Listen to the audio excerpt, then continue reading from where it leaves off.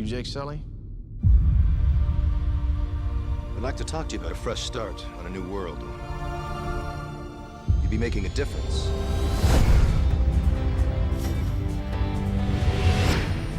I became a Marine for the hardship. I told myself I can pass any test a man can pass. All I ever wanted was a single thing worth fighting for. Ladies and gentlemen,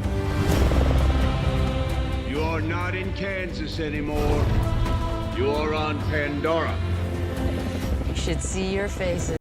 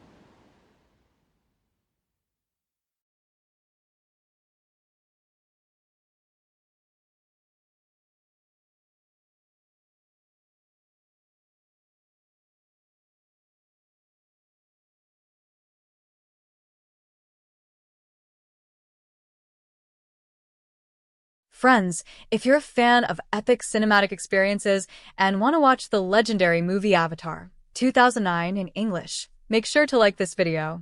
And if you're visiting our channel for the first time, don't forget to hit that subscribe button for more amazing movie content.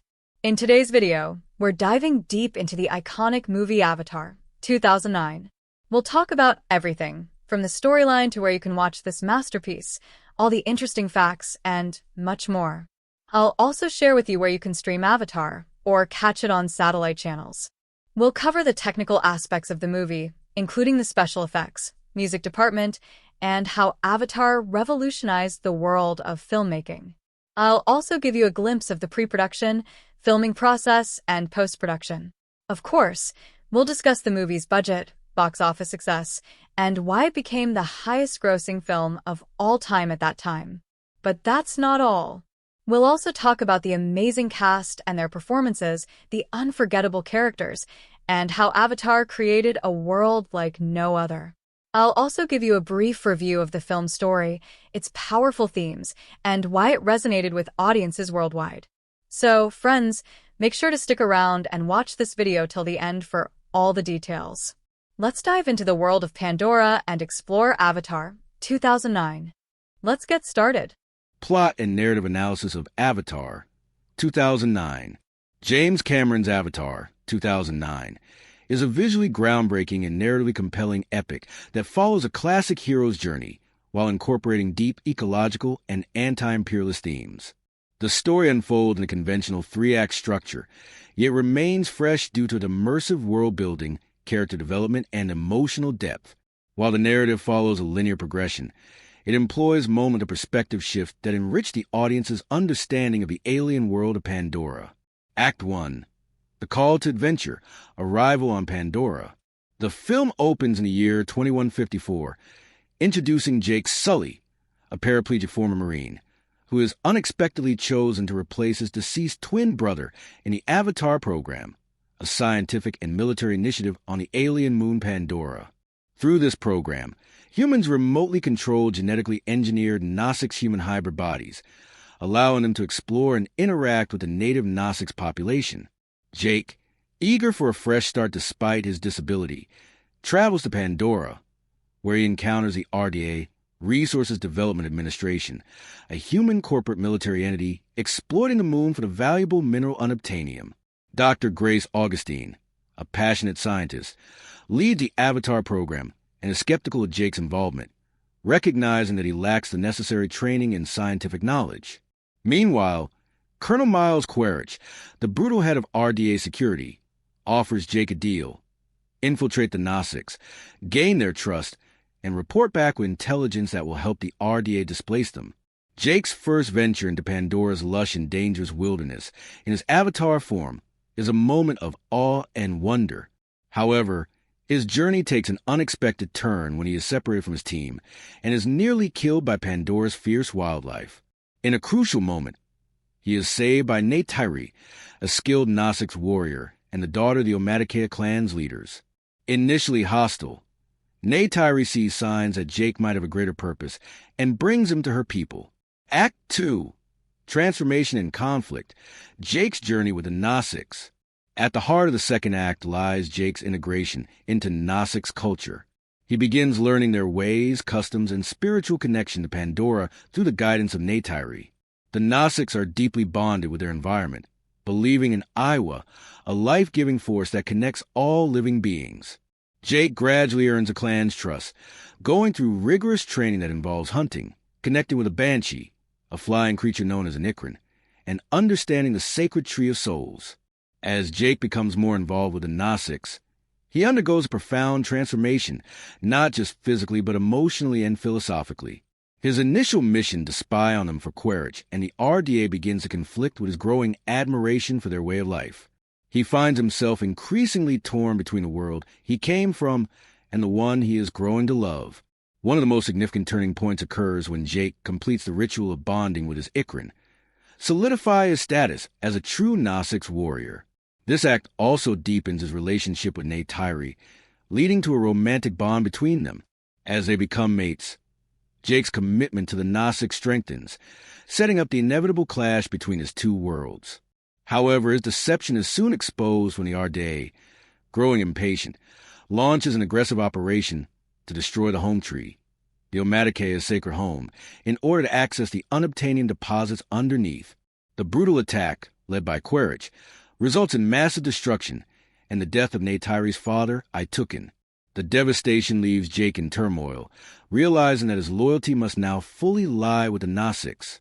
This betrayal prompts the Gnostics to reject him, seeing him as an outsider who brought destruction upon them. Stripped of their trust, Jake must find a way to redeem himself and fight for the people he has come to call his own. Act 3, the climax, the battle for Pandora. The final act sees Jake fully embracing his identity as a Gnostics.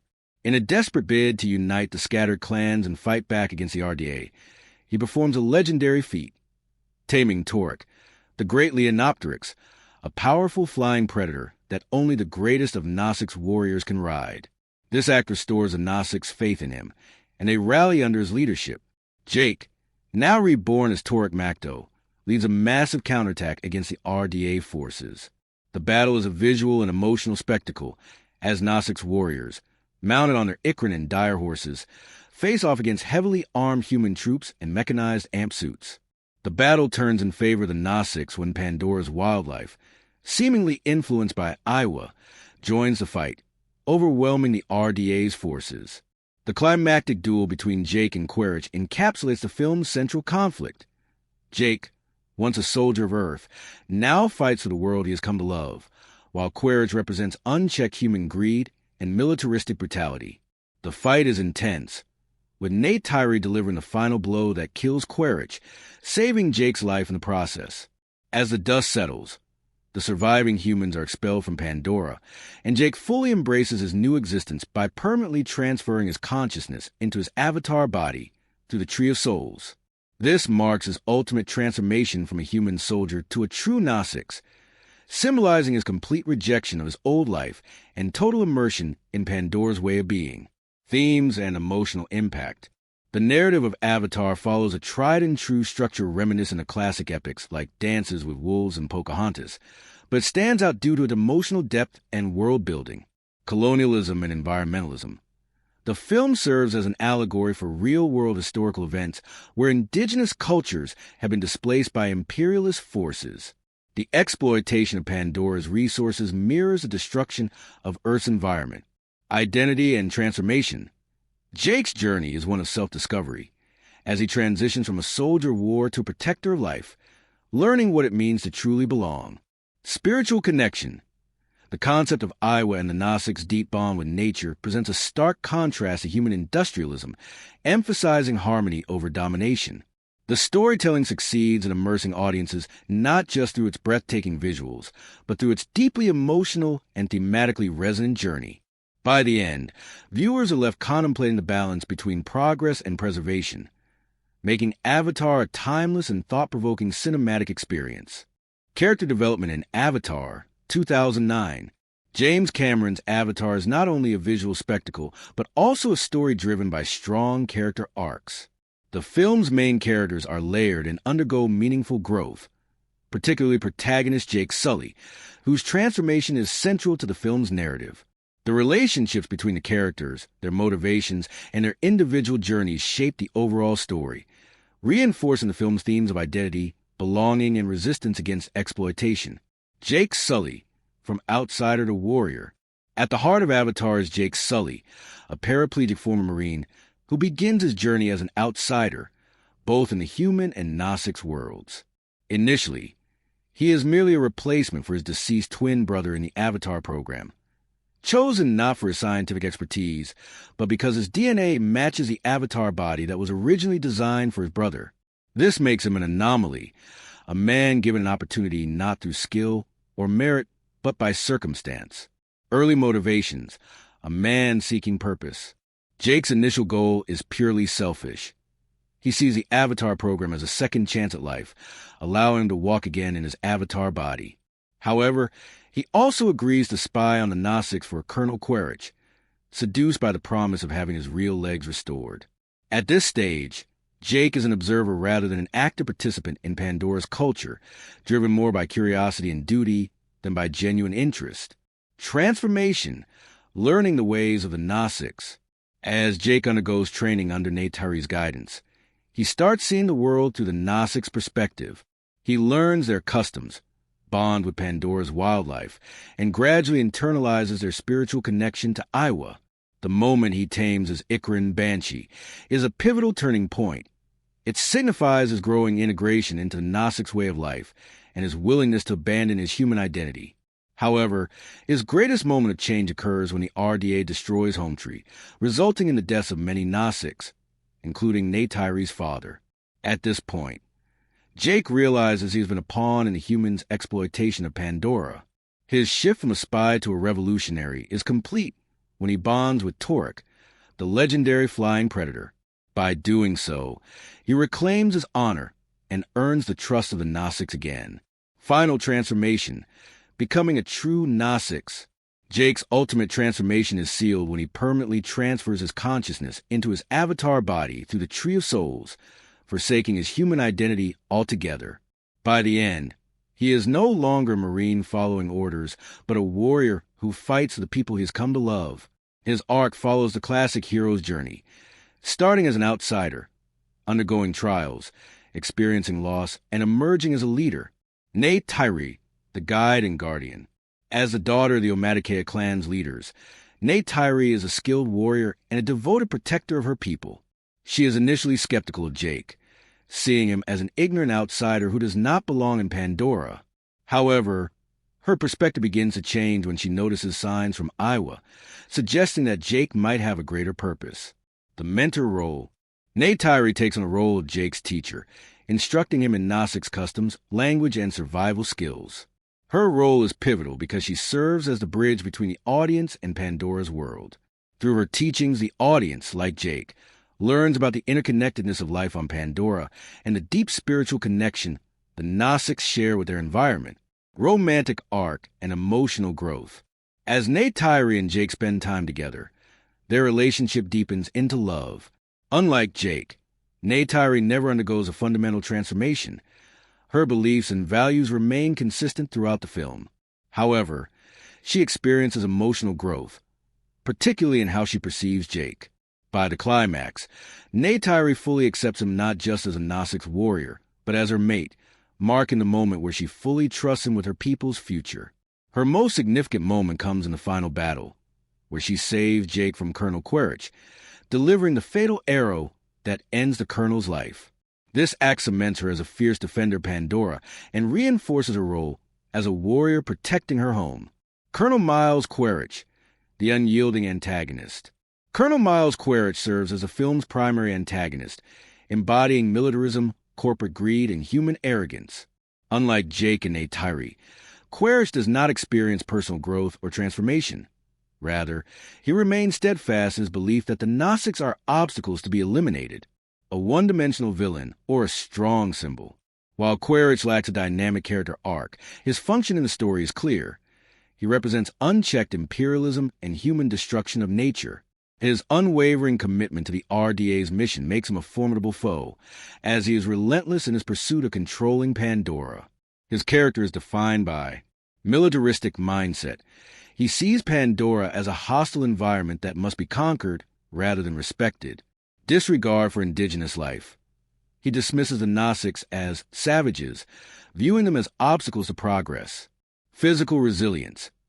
Even when exposed to Pandora's toxic atmosphere, he fights to the bitter end, symbolizing humanity's refusal to adapt or change. His final battle against Jake is symbolic of the larger war between industrialism and nature. His death signifies the defeat of human aggression, making way for Pandora's restoration. Dr. Grace Augustine, the scientist who cared. Dr. Grace Augustine is the head of the Avatar program and one of few humans who genuinely respects the Gnostics and their way of life. She is cynical and pragmatic, yet her deep admiration for Pandora's ecosystem drives her work. A scientist at odds with corporate interests, Grace constantly clashes with the RDA and Quaritch, trying to advocate for a peaceful approach rather than exploitation. Her role as a mentor to Jake is crucial, as she serves as the voice of reason within the human ranks. Tragic fate and redemption. Grace's character arc is one of tragic irony. Despite her deep connection with Pandora, she remains an outsider until her final moments. When she is mortally wounded, Jake and the Gnostics attempt to transfer her consciousness into her avatar body through the Tree of Souls, but the process fails. However, before dying, she tells Jake that she sees Iowa, implying that she has finally become one with Pandora. Her death serves as both a loss for Jake and a catalyst for his ultimate transformation into a true Gnostics. Supporting characters and their roles. Norm Spellman, a fellow scientist who also uses an avatar, Norm serves as a secondary perspective on human Gnostics relations. While he does not have a major character arc, he remains loyal to Pandora's cause.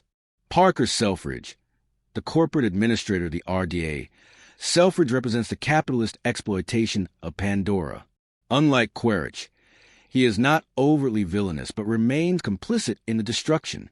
Sute, a Gnostics warrior who initially dislikes Jake but later respects him. His arc is one of reluctant acceptance, as he recognizes Jake's transformation and entrusts him with leadership before his own tragic death in battle. Conclusion: a story of transformation and identity. The characters in Avatar are not. By the end, the characters' arcs intertwined deliver a powerful message. The true measure of belonging is not where one comes from, but what they choose to fight for. Performances in Avatar, 2009. James Cameron's Avatar is a film that relies heavily on its actor performances, even though much of the movie is brought to life through groundbreaking motion capture technology. The cast's ability to convey deep emotion through both live action and digitally enhanced performances plays a critical role in making the world of Pandora feel immersive and believable.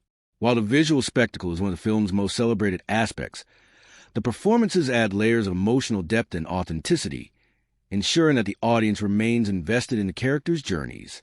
Sam Worthington as Jake Sully, a transformative performance. At the heart of the film is Sam Worthington as Jake Sully, a paraplegic Marine who finds a second life on Pandora. Worthington, who was relatively unknown at the time, delivers a performance that evolves alongside his character. Physical and emotional transformation. Worthington captures Jake's initial sense of displacement and skepticism convincingly. As an outsider in both the human and Gnostics worlds, Jake starts off as someone looking for direction. Worthington portrays this with subtle frustration, particularly in early scenes where Jake struggles with his disability and his lack of knowledge about Pandora. Once inside his avatar body, Worthington shifts his physical performance entirely. His body language becomes more fluid and agile, reflecting Jake's newfound sense of freedom.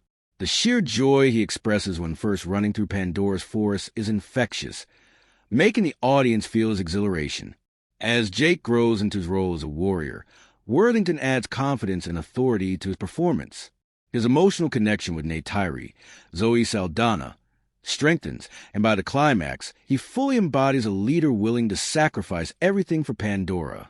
Subtlety in facial expressions. Even through the digital enhancements of motion capture, Worthington conveys emotions effectively, from awe and curiosity in his early interactions with the Gnostics to deep sorrow when Home Tree is destroyed. His final scene, where he permanently becomes a Gnostics, is performed with a quiet yet powerful acceptance, showing Jake's full transformation. While Worthington's performance is not traditionally showy, its strength lies in its believability and evolution, making his journey compelling from start to finish. Zoe Saldana as Neytiri, the emotional core of the film. Zoe Saldana's performance as Neytiri is arguably the most emotionally resonant in the film. Unlike Worthington, who had the benefit of appearing in live-action scenes, Saldana's entire performance is motion captured. Yet she delivers one of the most expressive and powerful portrayals in the movie. Strength and vulnerability. From the moment Neytiri first appears, her fierce warrior spirit is evident. Saldana's physical performance, fluid movements, precise combat stances, and intense focus brings Neytiri's strength to life. However, she also masterfully conveys Neytiri's vulnerability. When she mourns the destruction of Home Tree or expresses her deep connection to Jake, Saldana's raw emotion transcends the digital enhancements. The moment she cradles Jake's human body after the final battle, whispering, "I see you," is one of the most touching scenes in the film, chemistry with Worthington. The success of the film's central romance hinges on Saldana's ability to make Neytiri's love for Jake feel authentic. Her progression from reluctant mentor to deeply devoted partner is beautifully portrayed, making their bond a driving emotional force in the story. Zoe Saldana's performance is a testament to how motion capture acting, when done with skill and emotional sincerity, can be just as impactful as traditional live-action acting. Stephen Lang as Colonel Quaritch, a commanding and menacing presence. Stephen Lang delivers a scene-stealing performance as Colonel Miles Quaritch, the film's primary antagonist. His portrayal is one of sheer intensity, exuding military authority and unrelenting brutality, commanding physicality and vocal performance. Lang's physicality is a key element of his performance. From his rigid, squared-off posture to his combat-ready movements, he embodies the persona of a hardened soldier. Even when drinking coffee in the midst of battle, he remains an unshakable force. His deep, gravelly voice adds to his intimidation factor. Every line he delivers carries weight, whether he's rallying his troops or taunting Jake. His sarcastic tone when mocking Jake's Gnostic's transformation adds an extra layer of menace. Lack of growth, but purposeful. Unlike Jake or Neytiri, Quaritch does not undergo transformation or self-reflection. He remains ruthless to the very end. However, Lang ensures that he never becomes a caricature. Instead, he embodies pure, unwavering militarism, making him a believable and formidable villain. His final battle with Jake is memorable not just because of its action, but because of the sheer ferocity with which Lang plays Quaritch, fighting until his last breath. Sigourney Weaver as Dr. Grace Augustine, the wise and witty mentor. Sigourney Weaver, a sci-fi legend known for her role in Alien, brings gravitas and charisma to Dr. Grace Augustine, the head of the Avatar program. Sarcastic yet compassionate, Weaver plays Grace with sharp wit, often delivering sarcastic remarks that lighten the tone. Her frustration with corporate greed is evident, but so is her deep care for Pandora and the Gnostics. She portrays Grace's scientific curiosity and emotional investment beautifully. Even when clashing with Jake early on, Weaver ensures that Grace's motivation is clear. She genuinely wants to protect Pandora, not just study it. Impactful death scene. Grace's death is one of the most emotionally charged moments in the film. Weaver's pained, labored breathing and final whispered words, "I see her," elevate the moment, making it one of the most tragic yet poignant scenes in Avatar. Supporting cast. Solid contributions. Giovanni Ribisi as Parker Selfridge. Ribisi plays the corporate administrator with the perfect blend of cowardice and pragmatism. He is not outright evil like Quaritch, but his willingness to destroy Pandora for profit makes him complicit. His nervous energy contrasts well with Lang's brute force, making him a believable corporate antagonist. Joel David Moore as Norm Spellman. Moore plays Norm with a likable, nerdy charm, serving as both comic relief and a voice of reason. His small yet crucial moments of defiance against the RDA make him a relatable side character. CCH Pounder as Emoat, Neytiri's mother. Though in a limited role, Pounder's deep, authoritative voice gives Emoat a regal and mystical presence. She brings wisdom and gravitas to her interactions with Jake and Neytiri. Laz Alonso as Tsute. Alonso plays the initially hostile warrior with great intensity, but his eventual acceptance of Jake is portrayed with genuine emotion, making his sacrifice in battle even more impactful. Conclusion: a perfect blend of emotion and motion capture.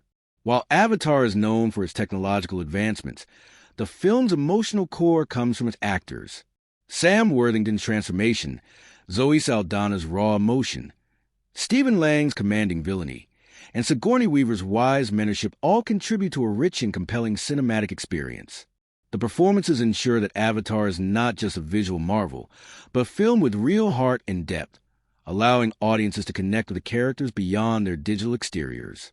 Direction in Avatar, 2009. James Cameron, known for his meticulous attention to detail and grand-scale storytelling, masterfully directs Avatar as both a technical marvel and an emotionally engaging narrative. His vision shapes the film's tone, mood, and overall storytelling, creating an immersive cinematic experience unlike anything audiences had seen before.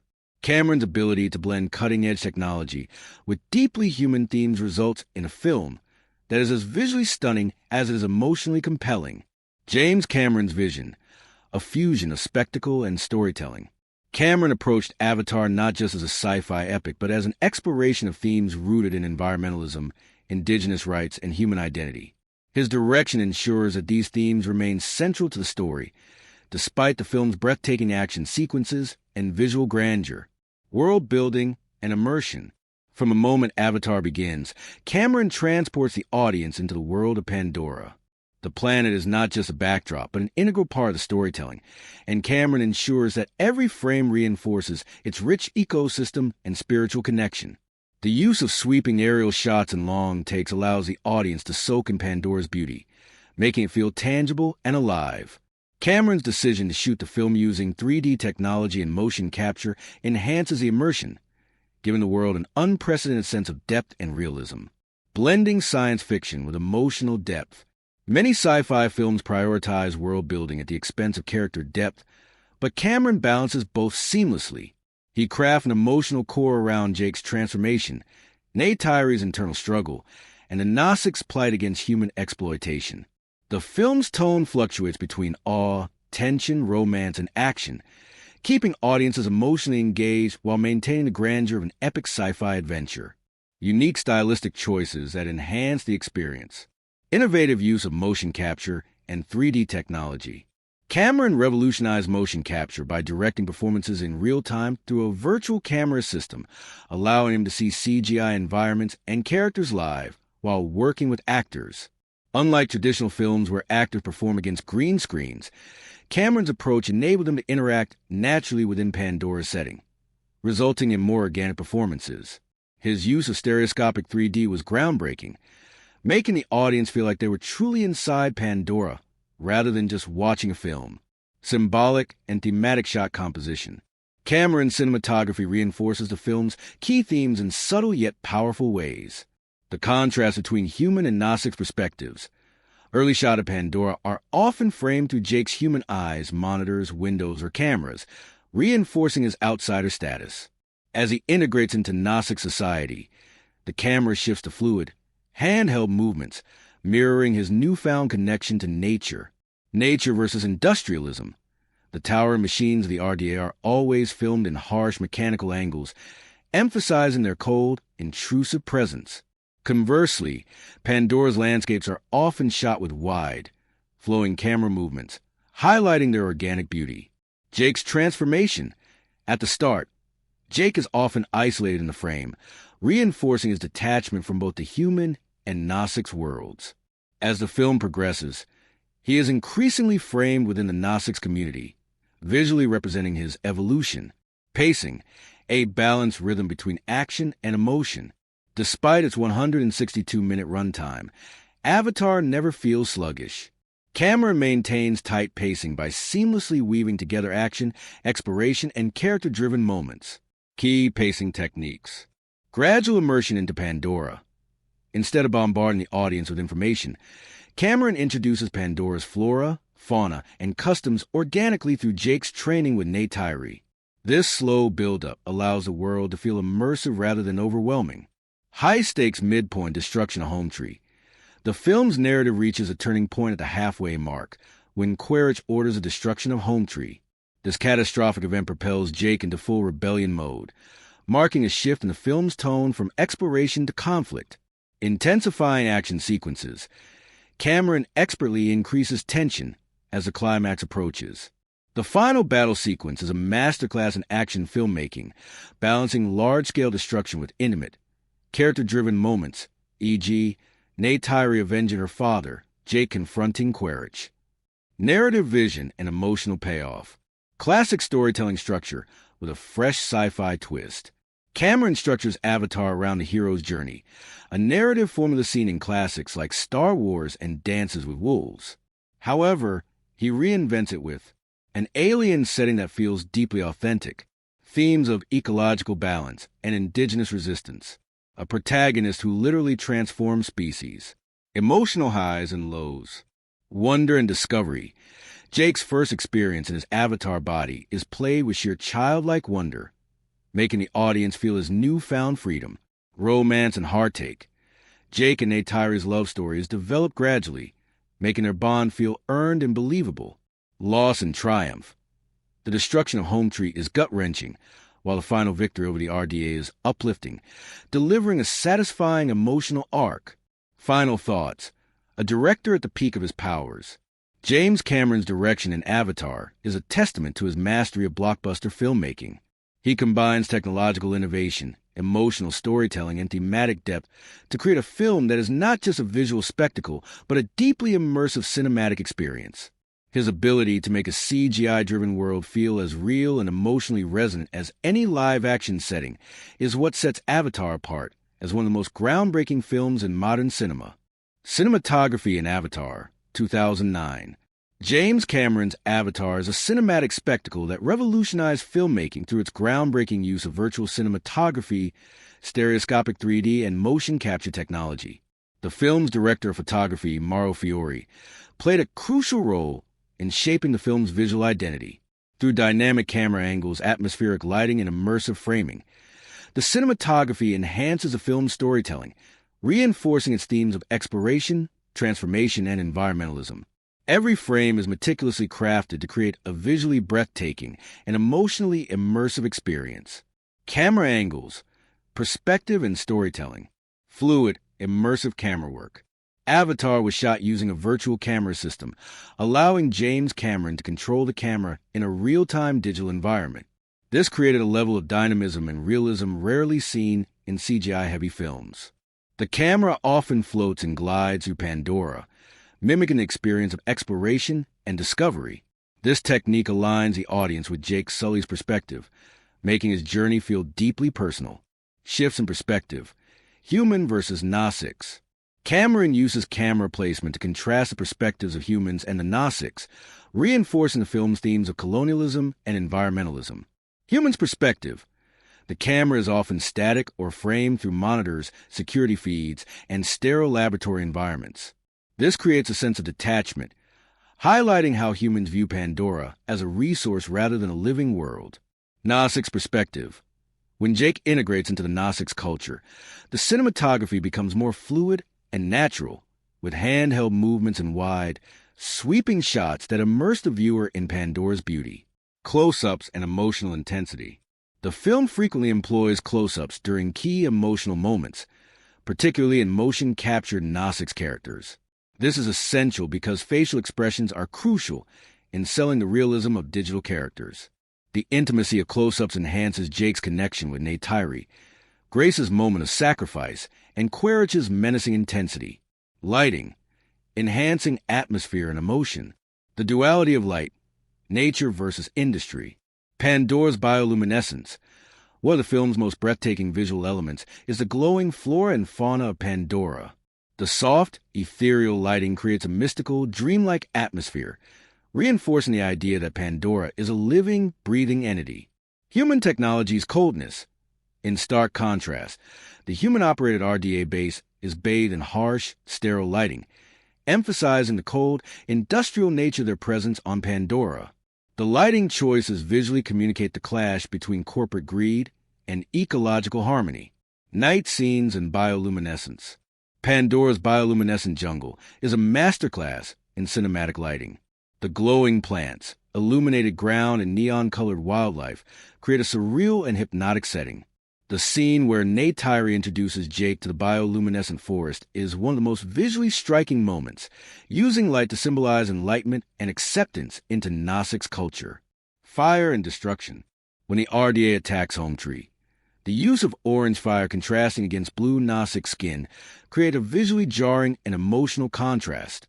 The harsh shadows and flickering fire emphasize destruction and loss, making the tragedy feel more visceral. Framing. Symbolism and composition. The scale of Pandora. Cameron frequently uses wide shots to highlight the vastness of Pandora's landscape. These shots emphasize the Nausicaa's deep connection to nature, making their world feel expansive and immersive.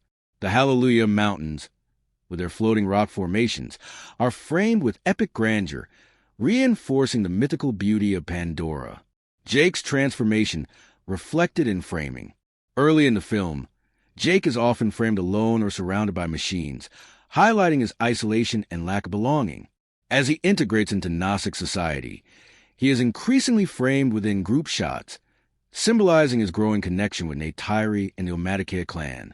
The final shot of the film, where Jake fully transforms into his Gnostic's body, is framed as an intimate close-up, reinforcing the personal and spiritual nature of his journey. Iconic visual moments. Several moments stand out as cinematic masterpieces, thanks to the cinematography. Jake and Neytiri flying on their banshees, Ikrin. Aerial cinematography and sweeping camera movements create a sense of exhilaration and freedom. Jake and Neytiri's love scene in the bioluminescent forest. The interplay of glowing plants and soft, natural light add a romantic and ethereal quality. The battle sequences. The camera shifts between wide, large-scale war shots and intimate, close combat scenes, balancing the grand spectacle with personal stakes. Creating atmosphere, tension, and beauty, building tension through cinematography. The final battle sequence is a showcase of expert cinematographic tension. The camera movements become more frantic and shaky as the battle escalates, making the stakes feel more immediate. Close-up shots of Quaritch's unflinching expression emphasizes relentlessness, while the use of POV shots from Jake's Banshee makes the audience feel directly involved in the fight. The beauty of Pandora. Cameron ensures that Pandora is not just a setting, but a character in itself. Every frame is crafted to make the planet feel alive, spiritual, and untamed. The cinematography celebrates nature's grandeur, reinforcing the film's environmental message. Conclusion, a cinematic marvel. The cinematography in Avatar is more than just visually striking. It is an essential storytelling tool. Through expert camera work, lighting, and framing, James Cameron and Mauro Fiore create a world that is not only stunning, but deeply immersive and emotionally resonant. Whether capturing the floating mountains of Pandora, the glowing night jungle, or the high-octane battles, every shot serves to enhance the story's themes of transformation, connection, and resistance. By pushing the boundaries of virtual cinematography and 3D filmmaking, Avatar remains one of the most visually groundbreaking films in cinema history, setting a new standard for immersive storytelling. Editing and pacing in Avatar, 2009. James Cameron's Avatar is a masterclass in editing and pacing, ensuring that its 162-minute runtime remains engaging from start to finish. With the help of editor James Cameron, John Rafua, and Stephen E. Rivkin, the film balances immersive world-building, intense action sequences, and emotional character moments in a way that never feels sluggish or overwhelming. The editing choices create a seamless cinematic experience, allowing the audience to be fully absorbed in the world of Pandora while maintaining a strong narrative flow.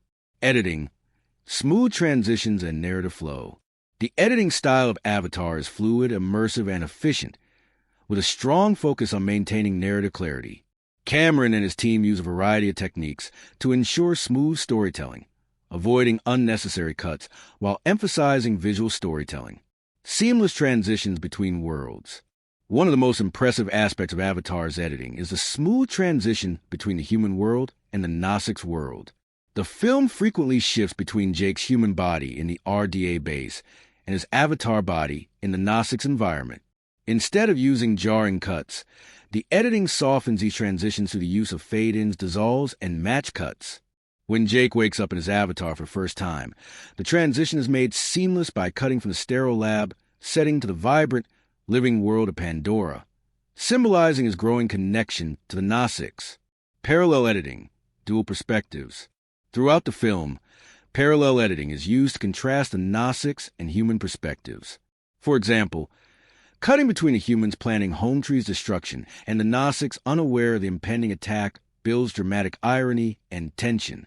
The final battle also interweaves aerial combat, ground warfare, and Quaritch's personal confrontation with Jake, creating a multi-layered climax that never loses focus. Visual continuity and flow. The film heavily relies on long takes and smooth tracking shots, which allow for a more organic flow of movement across scenes. Quick cuts are only used sparingly during action sequences, ensuring that the audience always has a clear understanding of what is happening. Establishing shots and wide-angle transitions are frequently used to reinforce the scale of Pandora, making the world feel tangible. Pacing, balancing action, drama, and world-building. Despite its long runtime, Avatar never feels sluggish, thanks to its expert pacing. The film balances moments of high-energy action, intimate character development, and awe-inspiring world exploration without lingering too long on any single element. First act, immersive world-building, slow but purposeful pace. The film takes its time establishing Pandora, allowing the audience to explore the world through Jake's eyes. The pacing is deliberately slow during these scenes, mirroring Jake's gradual immersion into Nasik's culture. While some viewers might feel the first act is leisurely, the slow build-up is essential to making Pandora feel real and lived in. The pacing picks up once Jake starts training with Neytiri, introducing more dynamic sequences, like riding the Banshee. Second act, rising tension and emotional depth. The pacing shifts to a steady rhythm, alternating between action, romance, and conflict. Key moments, like the destruction of Hometree, are built up methodically to maximize emotional impact. The editing here ensures that the emotional weight is felt without rushing the narrative. Third act, high-octane action and resolution. The final battle sequence is tightly paced, intercutting multiple storylines without ever feeling chaotic. The editing ensures that every subplot, Jake's fight against Quaritch, Neytiri's emotional struggle, and the fate of Pandora, is given equal narrative weight. The climax is followed by a brief but effective resolution, ensuring the film doesn't drag on unnecessarily after battle. Rhythm and emotional impact. The rhythm of the film directly affects its emotional beats, ensuring that key moments hit with full impact. Slow-paced moments enhance emotional depth. The love scene between Jake and Neytiri is given space to breathe, allowing their romance to feel natural and authentic. When Hometree is destroyed, the editing lingers on the devastation slow-motion shots and reaction shots of the Nasiks, emphasizing the depth of their loss. Fast-paced sequences increase tension and excitement. Quaritch's relentless attack is edited with a tight, fast rhythm, increasing urgency. Jake's final battle with Quaritch has rapid cross-cutting between different perspectives, raising the stakes while maintaining coherence. Does the film ever drag or rush? Moments that some might find slow. The first 30 to 40 minutes of the film are deliberately slow-paced, focusing on Pandora's world-building and Jake's adaptation. While this approach helps immerse the audience, some viewers may feel impatient waiting for the central conflict to begin. No rush moments, a well-balanced narrative. Unlike many modern blockbusters that rush through character arcs, Avatar takes its time to flesh out its world and characters. The action-packed third act never feels rushed, thanks to strong pacing and seamless editing. Final thoughts: a well-paced, immersive experience. The editing and pacing in Avatar are instrumental in creating its immersive, emotional, and visually spectacular experience. By seamlessly transitioning between Jake's two worlds, carefully balancing action with drama, and maintaining a clear narrative rhythm, James Cameron and his editing team ensure that the film never loses momentum or coherence. While the slow build-up may test some viewers' patience, the deliberate pacing is what allows Pandora to feel fully realized, making the final battle and emotional payoff all the more impactful. The combination of fluid editing, expertly timed transitions, and strong narrative pacing makes Avatar a masterpiece in cinematic storytelling. Soundtrack and score in Avatar, 2009. James Horner's majestic and emotionally evocative score for Avatar plays an integral role in shaping the film's atmosphere, heightening its emotional depth, and fully immersing the audience in the alien world of Pandora. With a blend of orchestral grandeur, electronic elements, and indigenous-inspired sounds, Horner crafts a musical landscape that not only enhances the visual storytelling, but also reinforces the film's themes of nature, spirituality, and conflict. Thematic elements and recurring motifs. Horner's compositional genius lies in his ability to weave recurring motifs and leitmotifs throughout the film, helping to reinforce character arcs and emotional beats. 1. Jake's theme, the journey of discovery. The music accompanying Jake Sully's journey evolves throughout the film, reflecting his transformation from an outsider to a fully integrated member of the Nasiks. Early in the film, Jake's theme is introduced with gentle, hesitant notes, mirroring his uncertainty and curiosity. As he bonds with Neytiri and the Nasiks, the theme builds into a grander, more confident melody, symbolizing his deepening connection with Pandora. 2. The Gnostics theme, spiritual and mystical. The Gnostics people and their deep connection to nature are represented by ethereal, choral vocals, and traditional indigenous-style instrumentation. This theme is introduced when Neytiri saves Jake in the forest, subtly woven into the background with soft flutes and vocal chants. During moment of unity, such as when the Gnostics pray to Iowa, the theme swells into a full choir-driven piece, reinforcing their spirituality. 3. The conflict motif, military versus nature. The human military forces, RDA, are given a contrasting mechanical and aggressive sound, often dominated by heavy percussion and brass. This stark musical contrast underscores a clash between industrial exploitation and Pandora's harmony. As the film progresses, Horner intertwines these themes, symbolizing Jake's struggle between the two worlds. Musical atmosphere and emotional impact. The score's ability to evoke emotions and enhance the film's atmosphere is one of its greatest strengths. 1. Wonder and discovery. Pandora's musical identity. The film introduces the audience to Pandora with awe-inspiring ambient soundscapes, using lush strings, vocal chants, and nature-inspired percussion. This sense of wonder is most evident in scenes like Jake's first flight on the Banshee, Ikran. The swelling score heightens the exhilaration of soaring through Pandora's skies. Exploring the bioluminescent forest, soft, mystical choral voices and delicate flutes make the environment feel alive and sacred. 2. Romance and connection. Jake and Neytiri's bond. The love theme between Jake and Neytiri is one of the film's most emotionally resonant motifs. The scene where they make their spiritual bond under Pandora's glowing floor is underscored by gentle strings, choral harmonies, and warm, sweeping orchestration. The music never overpowers the moment. Instead, it enhances the feeling of connection and intimacy. 3. Tragedy and loss. Emotional depth in key moments. When Home Tree is destroyed, the score shifts into a hauntingly sorrowful mode, with slow, mournful choral voices and deep, resonant cellos. The use of silence in certain moments, such as Neytiri grieving over her fallen father, heightens the emotional impact even more than the music itself. Horner masterfully lets the visuals and performances breathe, ensuring that the score supports rather than overshadows the scene. 4. War and action. Tension through music. The final battle sequence is driven by thunderous percussion, fast-paced string rhythms, and urgent brass. Drumming patterns inspired by indigenous war music intensify the stakes, making the battle feel visceral and raw. However, amid the chaos, Jake's theme is interwoven subtly, reinforcing his leadership and determination. Use of silence, a powerful storytelling tool. Horner understands that music is most powerful when it is contrasted with silence. The moment before Home Tree collapses, there is a brief pause in the score, allowing the audience to absorb the devastation. In the final moments of Jake's transformation into his Gnostic's body, the absence of music creates an intimate, reverent atmosphere, making the moment feel deeply personal. The soundtrack's cultural authenticity and controversy. Horner sought to create an authentic-sounding world for Pandora by incorporating elements from various indigenous musical traditions. He worked with ethnomusicologists and world musicians to craft unique Gnostics chants and vocalizations. However, some critics felt that the use of generalized tribal sounds rather than a specific cultural reference could be seen as romanticized exoticism. Despite this, the score remains a masterpiece of world building, blending orchestral and indigenous-inspired elements in a way that feels immersive and otherworldly. Standout compositions in the Avatar score. Several compositions from Avatar remain iconic and emotionally powerful. 1. Jake's First Flight, one of the film's most memorable tracks.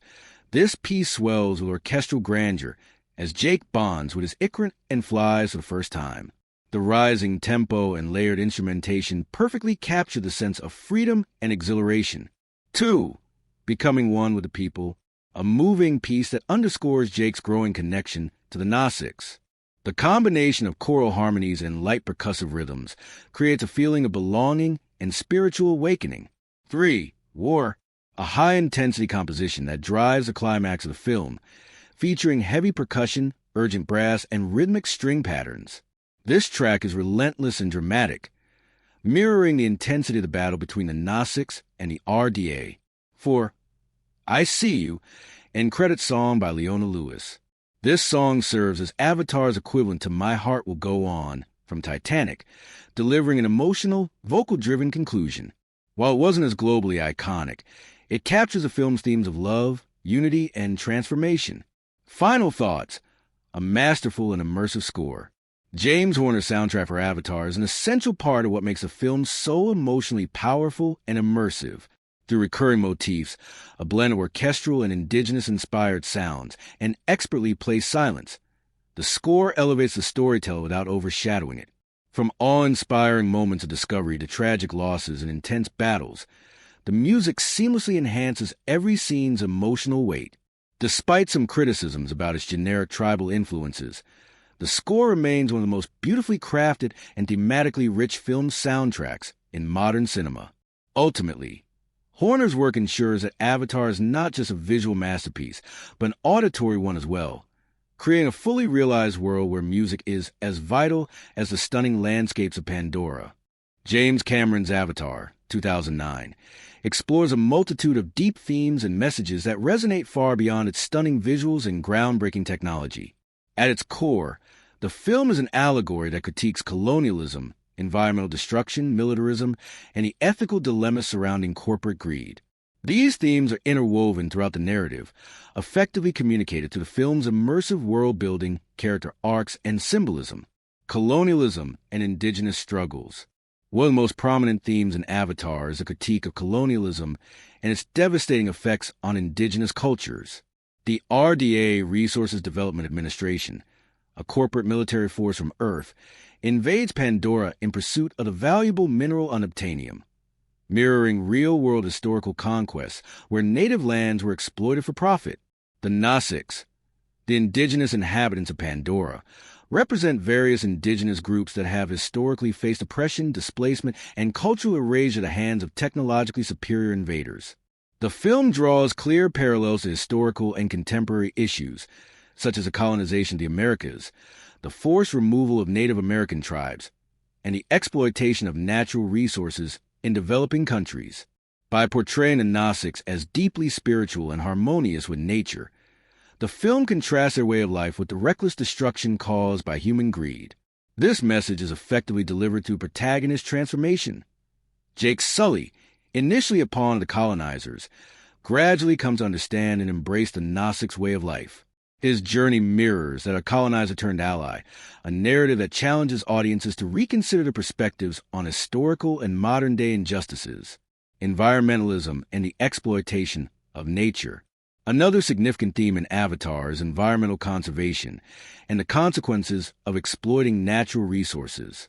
Pandora is depicted as an ecological paradise, with its bioluminescent flora, diverse fauna, and interconnected ecosystem that functions as a sentient entity. The film presents a stark contrast between the Nasic symbiotic relationship with nature and humanity's destructive tendencies. The RDA's mining operations, which devastate Pandora's landscape, serve as a metaphor for real-world deforestation, pollution, and corporate exploitation of the planet's resources. Cameron delivers this message with emotional weight, particularly in scenes such as the destruction of Hometree, the sacred home of the Omaticaya clan. The sequence is reminiscent of real-world events where indigenous lands and sacred sites have been destroyed for industrial expansion. This environmentalist stance is not subtle, but it remains effective because it evokes a visceral response from the audience, urging them to reflect on humanity's impact on nature. Militarism and corporate greed. The film also critiques militarism and the corporate-industrial complex, showcasing how profit-driven motives often lead to violence and dehumanization. Colonel Miles Quaritch, the film's primary antagonist, embodies unchecked militarism. He sees the Nasics as mere obstacles, justifying the use of brute force to achieve corporate goals. His character reflects the mindset of historical figures and governments that have used military intervention to secure resources and land, disregarding the well-being of native populations. The RDA, which funds the invasion of Pandora, represents corporate greed at its worst. The pursuit of unobtainium mirrors real-world exploitation of fossil fuels, rare minerals, and other valuable resources at the cost of local populations and ecosystems. By juxtaposing Quaritch's ruthlessness with the Nasic spiritual and communal existence, The film underscores the dangers of prioritizing profit over people and the planet. Identity and transformation. A more personal theme explored in Avatar is identity and transformation. Jake Sully, a paraplegic former Marine, initially joins the Avatar program as an outsider, but ultimately undergoes a profound transformation. His journey from a soldier following orders to a Gnostics warrior embracing their culture symbolizes a shift in perspective, one that challenges personal biases and preconceived notions. His physical and emotional journey raises thought-provoking questions about what it truly means to belong. As he becomes more integrated into Gnostic society, he finds a deeper sense of purpose and identity, suggesting that one's true self is not defined by physical limitations or societal expectations, but by the values one chooses to uphold. The effectiveness of these themes. Avatar effectively communicates these themes through its compelling narrative, visual storytelling, and emotional depth. The breathtaking cinematography immerses audiences in Pandora's beauty, making the destruction inflicted by humans all the more heartbreaking. The film's emotional core, especially through characters like Neytiri, who embodies the Gnostic's resilience and wisdom, ensures that these messages resonate on a deeper level. However, some critics argue that the themes, while powerful, can feel somewhat heavy-handed. The clear-cut moral divide between the exploitative humans and the noble Gnostics leaves little room for nuance, making the message more direct rather than complex. Despite this, the film's ability to provoke discussion about colonialism, environmentalism, and corporate greed ensures its lasting impact. Final thoughts. Ultimately, Avatar leaves audiences with a powerful impression, encouraging them to reflect on humanity's relationship with nature, the consequences of unchecked greed, and the importance of respecting indigenous cultures.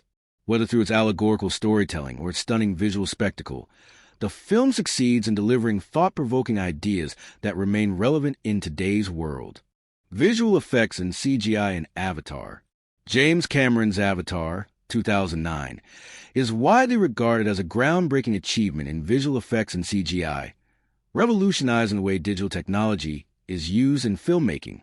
The film's extensive use of motion capture, photorealistic CGI, and 3D technology push cinematic boundaries, creating an immersive and visually stunning world.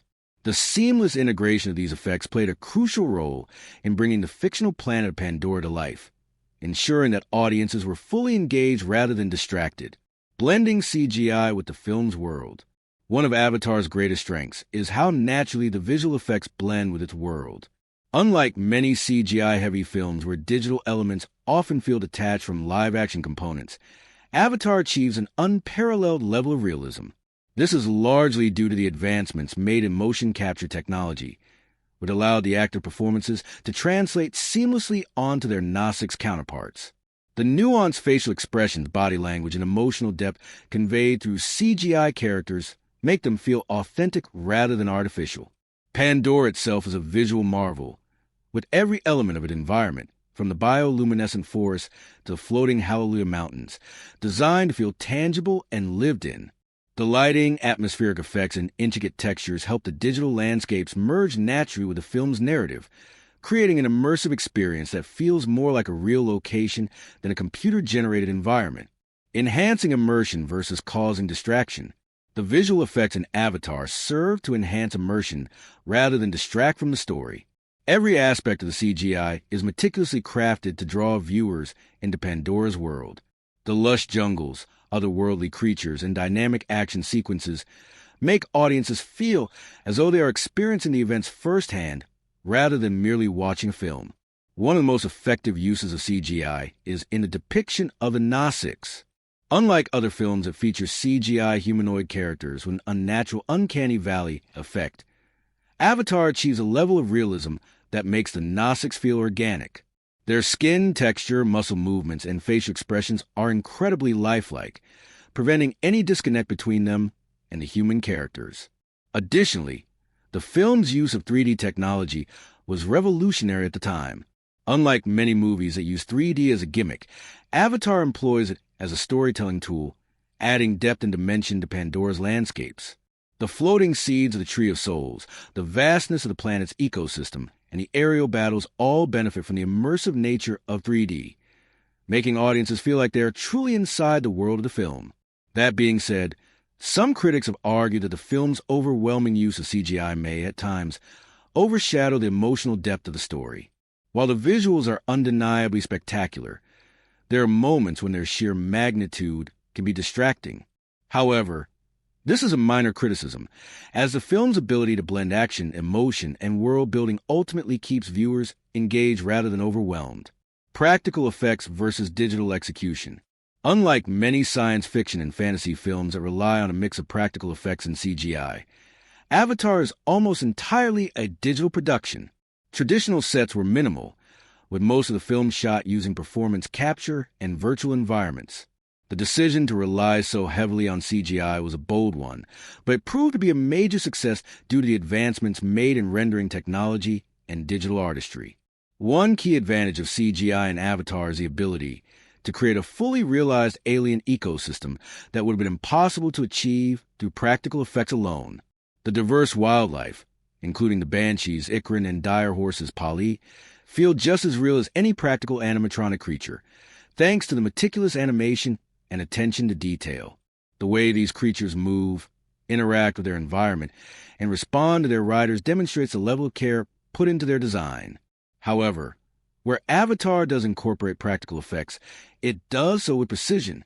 Some of the human technology, such as the amp suits and military hardware, were created using physical props, ensuring that these elements had a realistic weight and presence.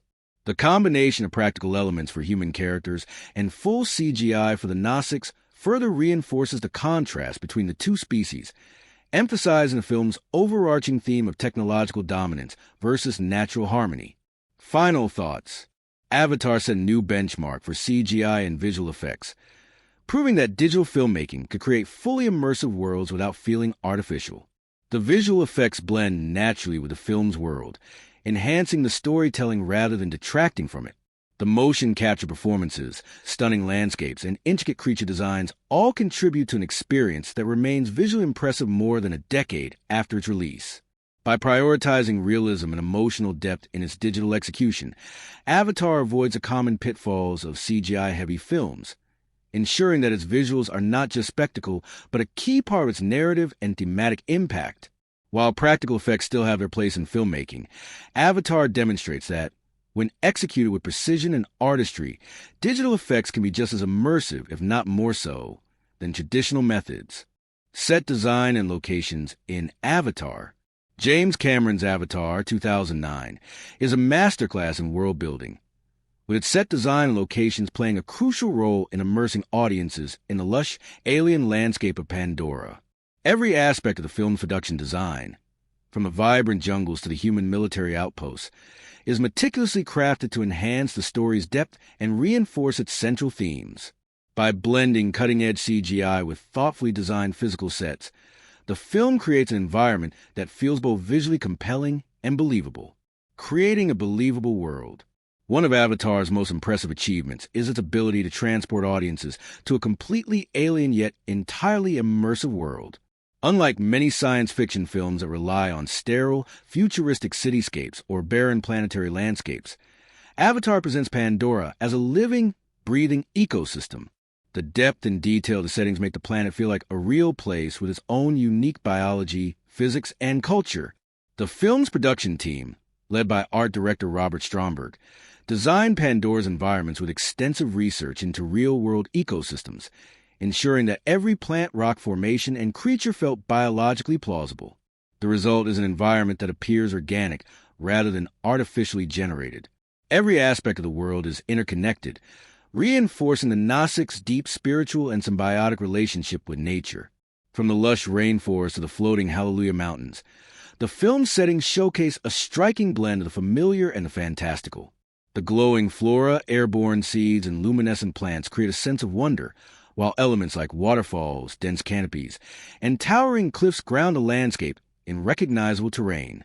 The attention to detail in Pandora's design ensures that it feels like a fully realized world rather than just a CGI backdrop. The depth and role of locations in storytelling. The locations in Avatar are not merely visually stunning. They serve as crucial storytelling tools that reflect the film's themes of colonialism, environmentalism, and cultural identity.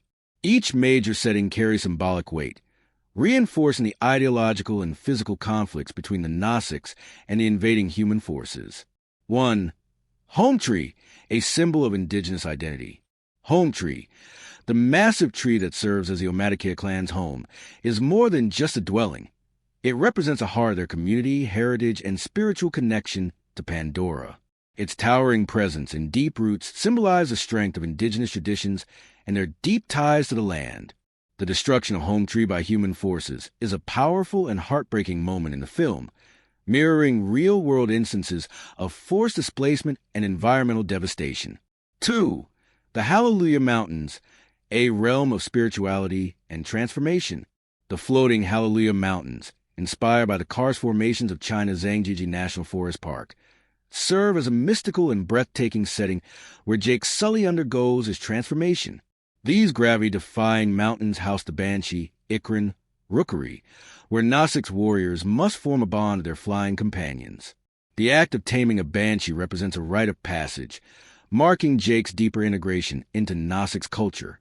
The setting's ethereal beauty enhances the spiritual significance of this journey, making it a visually and emotionally impactful moment in the film. 3. The Tree of Souls, the ultimate connection to Pandora. The Tree of Souls is the most sacred site for the Gnostics, embodying their deep connection to Aiwa, the guiding force of their world.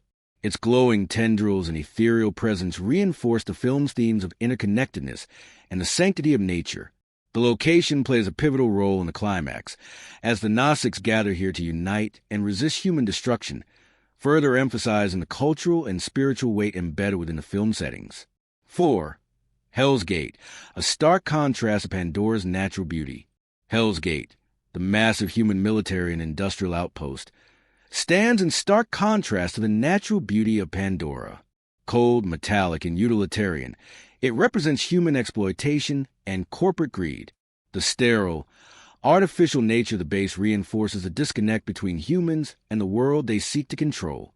The aggressive machinery, massive drilling operations, and mechanized amp suits all emphasize the destructive force of human colonization, visually reinforcing the film critique of industrialization and environmental exploitation. Visual compelling nature of the production design. Beyond their thematic significance, the settings in Avatar are visually breathtaking. The film's extensive use of CGI allows for a level of creativity and grandeur that would be difficult to achieve through traditional set design alone. However, practical elements were still incorporated where necessary to maintain a sense of physicality and realism. The combination of real actors and motion capture performances against CGI backdrops was executed with meticulous attention to lighting, texture, and scale.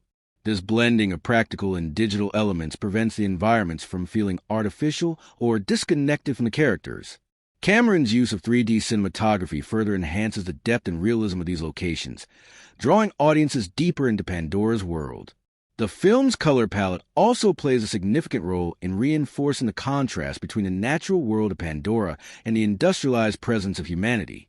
The Gnostics' environment is bathed in rich blues, greens, and purples, symbolizing life and harmony, whereas the human technology is dominated by harsh grays, blacks, and metallic tones, representing sterility and destruction. This visual contrast further immerses viewers in the ideological divide between the two civilizations. Final thoughts. The set design and locations in Avatar are more than just visually stunning backdrops. They're integral to film storytelling, world building, and thematic depth. Through breathtaking landscapes, detailed ecosystems, and meaningful contrast between human and Gnostics environments, the production design enhances both the emotional and narrative impact of the film. By combining groundbreaking CGI with well-researched ecological and cultural inspirations, Avatar creates a world that is not only believable, but also deeply immersive. Every location serves a purpose, enriching the story while captivating the audience with its awe-inspiring beauty. The meticulous attention to detail ensures that Pandora remains one of the most memorable and fully realized fictional worlds in cinematic history. Dialogue and script in Avatar. James Cameron's Avatar, 2009, is known for its groundbreaking visuals and immersive world-building, but its dialogue and script have received mixed reactions. While the film successfully delivers emotional depth, thematic weight, and clear character motivations, some critics argue that its dialogue lacks subtlety and relies on familiar tropes. Nevertheless, The script contains moments of sharp wit, emotional resonance, and impactful lines that define the film's core themes. Engaging and natural dialogue.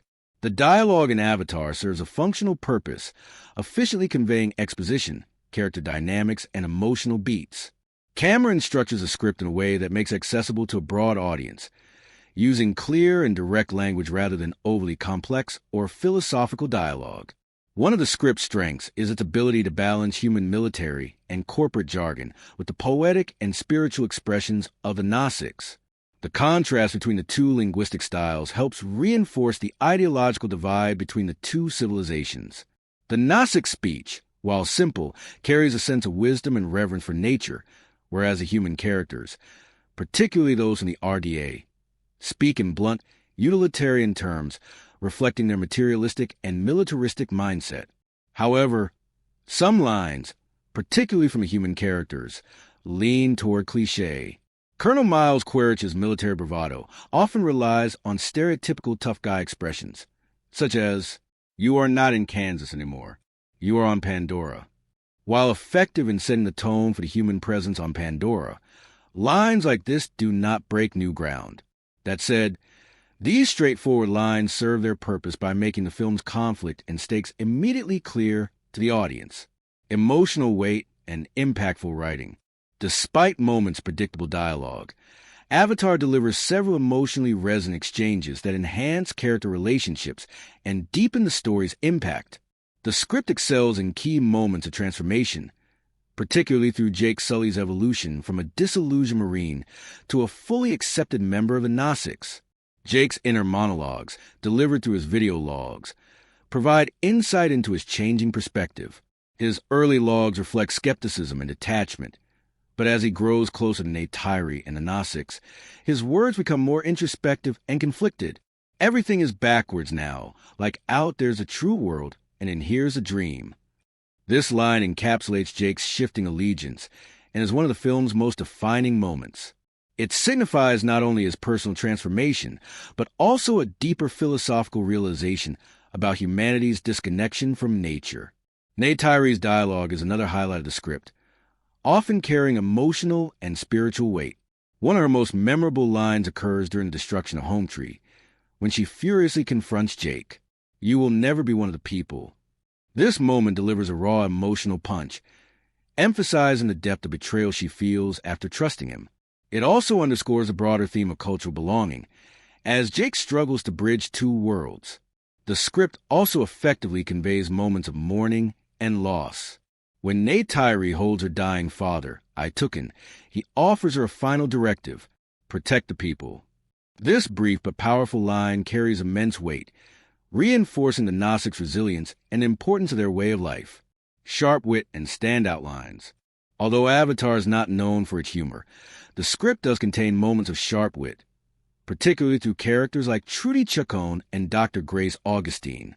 Grace, played by Sigourney Weaver, often delivers sarcastic quips that contrast with the more serious tone of the story. Her disdain for the RDA's corporate mindset is evident in lines like, "Yeah, who want to live in a place like this?" mocking the military's disregard for Pandora's beauty. Trudy Chacon, the rebellious pilot, also provides some much-needed levity, particularly when she defies Quaritch's orders. "I didn't sign up for this." Her defiance adds an element of personal resistance within the human ranks, demonstrating that not all humans share the RDA's ruthless goals. One of the most iconic and widely quoted lines in the film is Neytiri's tender farewell to Jake's human body. "I see you." This phrase carries deep emotional and cultural significance, as it represents true understanding and connection beyond physical appearance. It encapsulates one of the film's most profound messages, that real vision is not just about sight, but about recognizing the essence of another being. Final thoughts. The dialogue in Avatar effectively conveys the film's major themes, though it occasionally leans on familiar tropes and straightforward exposition.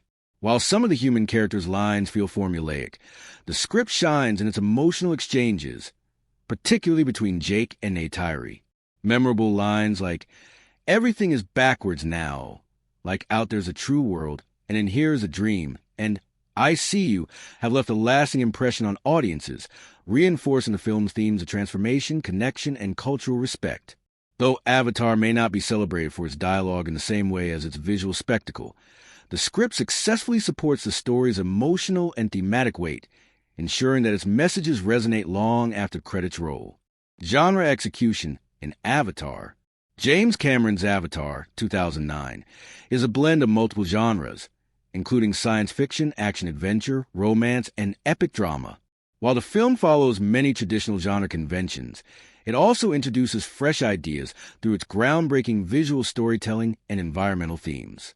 However, some critics argue that it relies heavily on familiar tropes, particularly in its narrative structure.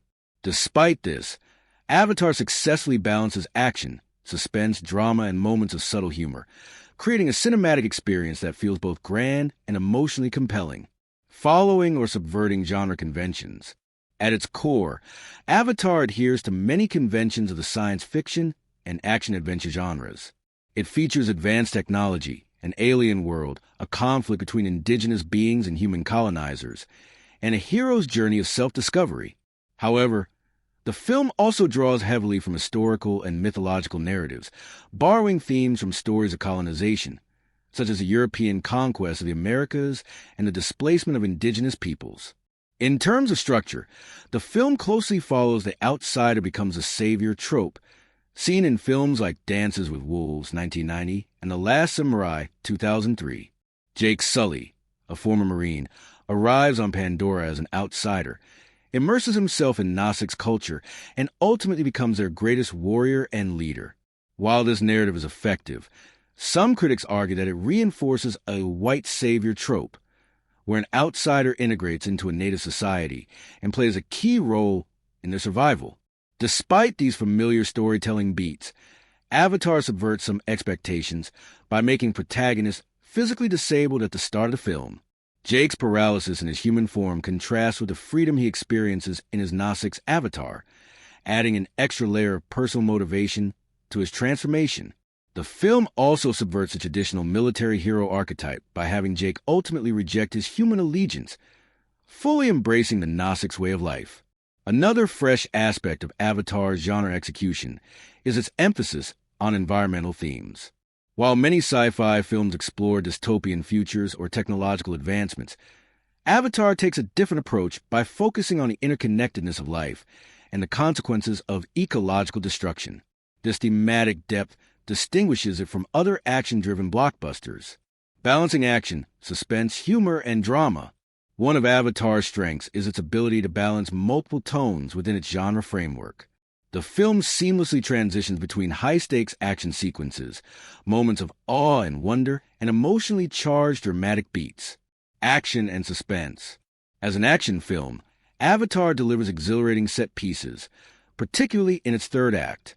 The large-scale battle between the Nasiks and the RDA's military forces is a visually spectacular and emotionally gripping sequence. The combination of aerial combat, ground warfare, and personal duels, such as Jake versus Colonel Quaritch, keeps the tension high. Cameron, known for his mastery of action, Aliens, Terminator 2, ensures that every action scene has weight and purpose. The use of 3D technology enhances the sense of immersion, making battles feel more dynamic rather than chaotic. The stakes are personal, as the audience is emotionally invested in Jake, Neytiri, and their fight for survival. Suspense is also effectively used throughout the film, particularly in scenes where Jake must prove himself to the Nasiks. His initiation into the Omadikeya clan, including his first flight on a Banshee, Ikran, is filled with tension and excitement. The destruction of Home Tree is another moment of suspenseful dread, as the film builds toward the inevitable tragedy, making the audience feel the weight of the Nasiks' loss. Drama and emotional depth. Beyond its spectacle, Avatar succeeds in delivering emotionally impactful moments. The romance between Jake and Neytiri provides the film's emotional core, with their bond developing naturally over time. The death of Neytiri's father, Itukin, and the destruction of the Nasiks' home add layers of tragedy to the narrative. The film also explores themes of identity, belonging, and transformation. Jake's journey from a disillusioned soldier to a spiritual warrior is compelling, and the moment where he permanently transfers his consciousness into his Gnostic's body serves as a satisfying culmination of his character arc. Humor and light-hearted moments. While Avatar is primarily a serious film, it includes moments of humor to balance the intensity. Dr. Grace Augustine, played by Sigourney Weaver, provides witty remarks that lighten the mood, such as her sarcastic comment about the corporate and military presence on Pandora. Trudy Chacon, the rebellious pilot, also injects humor with her casual defiance of authority. Jake's early attempts to navigate Pandora in his avatar body also add levity. His clumsy movements and fascination with his newfound abilities create moments of lightheartedness before the story takes on more dramatic weight, introducing fresh ideas versus relying on cliches. While Avatar follows a familiar narrative structure, it introduces fresh ideas through its world building and thematic depth. The concept of Pandora as a living, interconnected organism, where plants, animals, and the Gnostics all share a neural link through Iowa, presents a unique vision of ecological balance rarely explored in mainstream sci-fi. This world building makes Pandora feel like a character in itself, adding a level of depth beyond the standard alien planet setting. However, the film does rely on some cliches, particularly in its portrayal of the antagonists. Colonel Quaritch embodies a stereotypical ruthless military figure, driven purely by conquest and destruction. The RDA Corporation, represented by Parker Selfridge, is a familiar depiction of greedy, exploitative capitalism. While these characters serve their purpose in the story, they lack complexity compared to the richly developed Gnostics culture. Despite these conventional elements, Avatar's execution elevates its material. The film's ability to make audiences emotionally invest in an alien species and question humanity's role in environmental destruction gives it lasting relevance. Final thoughts. Avatar successfully executes its genre elements by blending action, adventure, romance, and environmental allegory into a cohesive and immersive experience. While it follows many traditional storytelling conventions, it introduces fresh ideas through its world-building, visual storytelling, and ecological themes. The balance between action, suspense, and emotional drama ensures that the film resonates with audiences on multiple levels. Though some aspects of its script and character archetypes rely on familiar tropes, Avatar remains a landmark film that redefined cinematic spectacle and pushed the boundaries of what science fiction storytelling could achieve. By combining thrilling action with a powerful environmental message, it stands as both an entertaining blockbuster and a thought-provoking cautionary tale about humanity's relationship with nature. Social and cultural commentary in Avatar. James Cameron's Avatar, 2009, is more than just a sci-fi epic. It serves as a layered commentary on contemporary issues, including colonialism, environmental destruction, corporate greed, militarization, and indigenous rights. Through its allegorical narrative, the film critiques real-world injustices while also raising questions about humanity's relationship with nature. While some viewers praise the film for its thematic depth, others argue that its messages, though important, are presented in a somewhat heavy-handed manner. Colonialism and indigenous struggles. One of the most prominent themes in Avatar is the depiction of colonialism and the exploitation of indigenous peoples. The film draws direct parallels to historical events, particularly European imperialism, the colonization of the Americas, and the forced displacement of indigenous communities. The humans, represented by the Resource Development Administration, RDA, arrive on Pandora not as explorers but as conquerors, seeking to extract the valuable mineral unobtainium, with little regard for the Gnostics, the native inhabitants of the planet. The narrative mirrors real-world instances where indigenous groups were displaced, such as the Trail of Tears, 1830s, the forced removal of Native American tribes by the U.S. government. The Amazon rainforest destruction, where corporations exploit natural resources, often harming indigenous communities.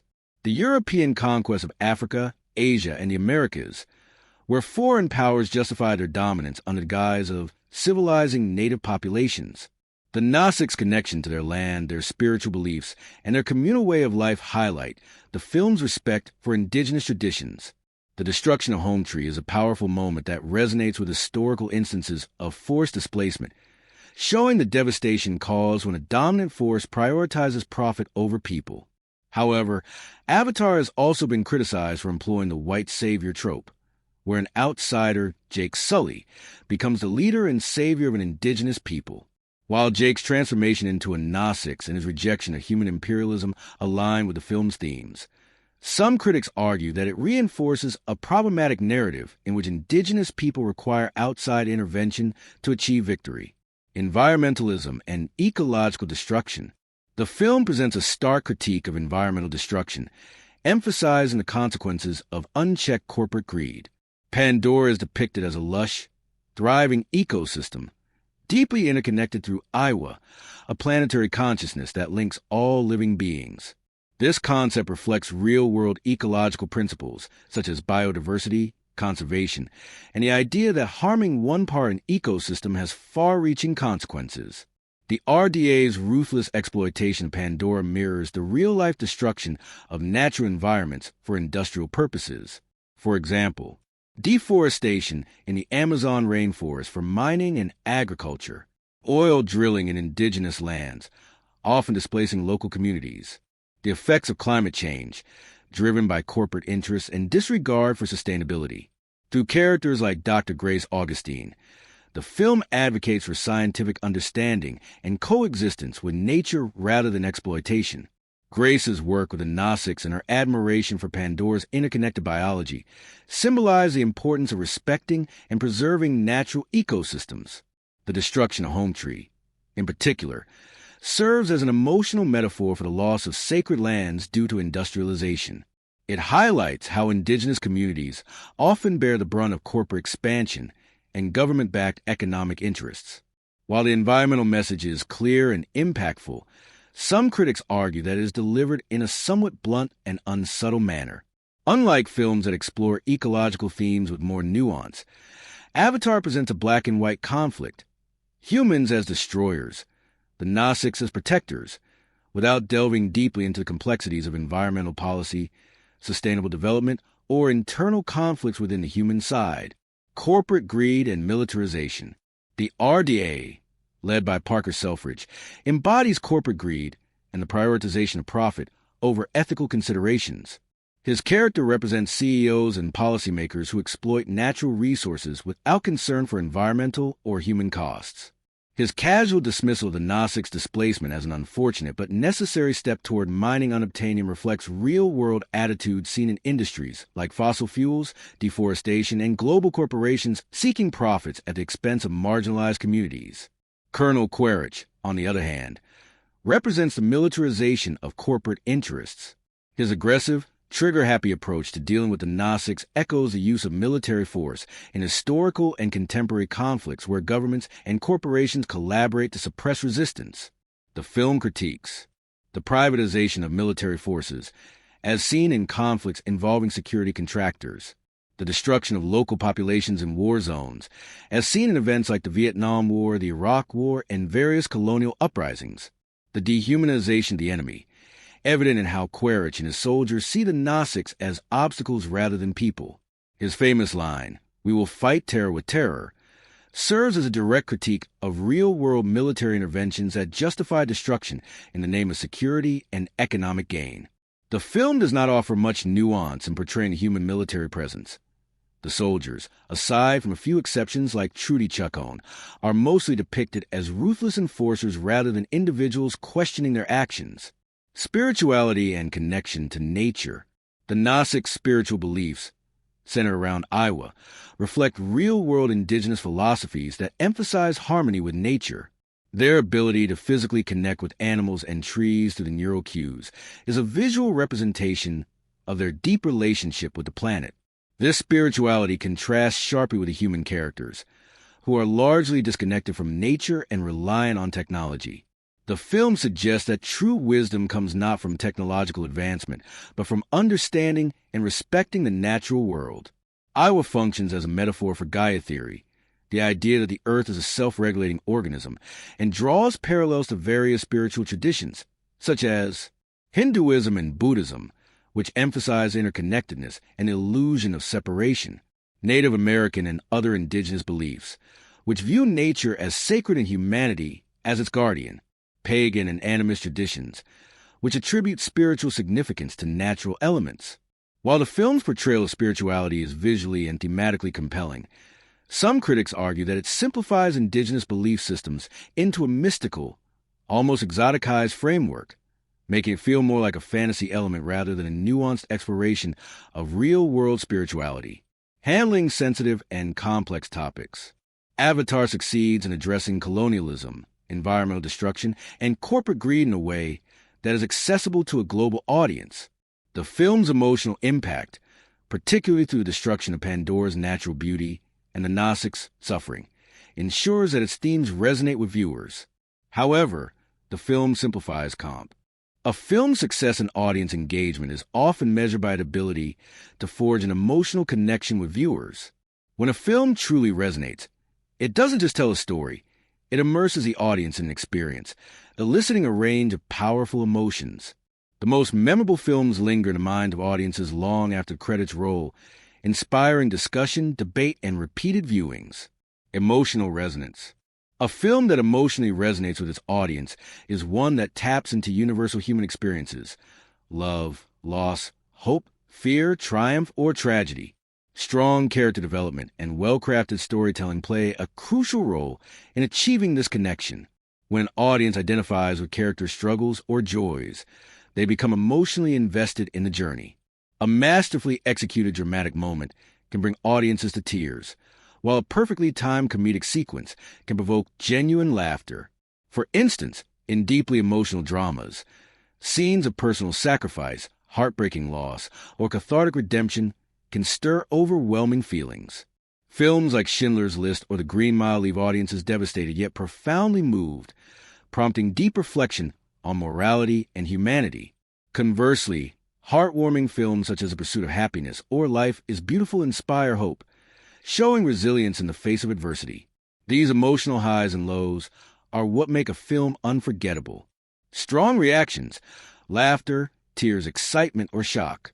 Some films captivate audiences through sheer emotional intensity.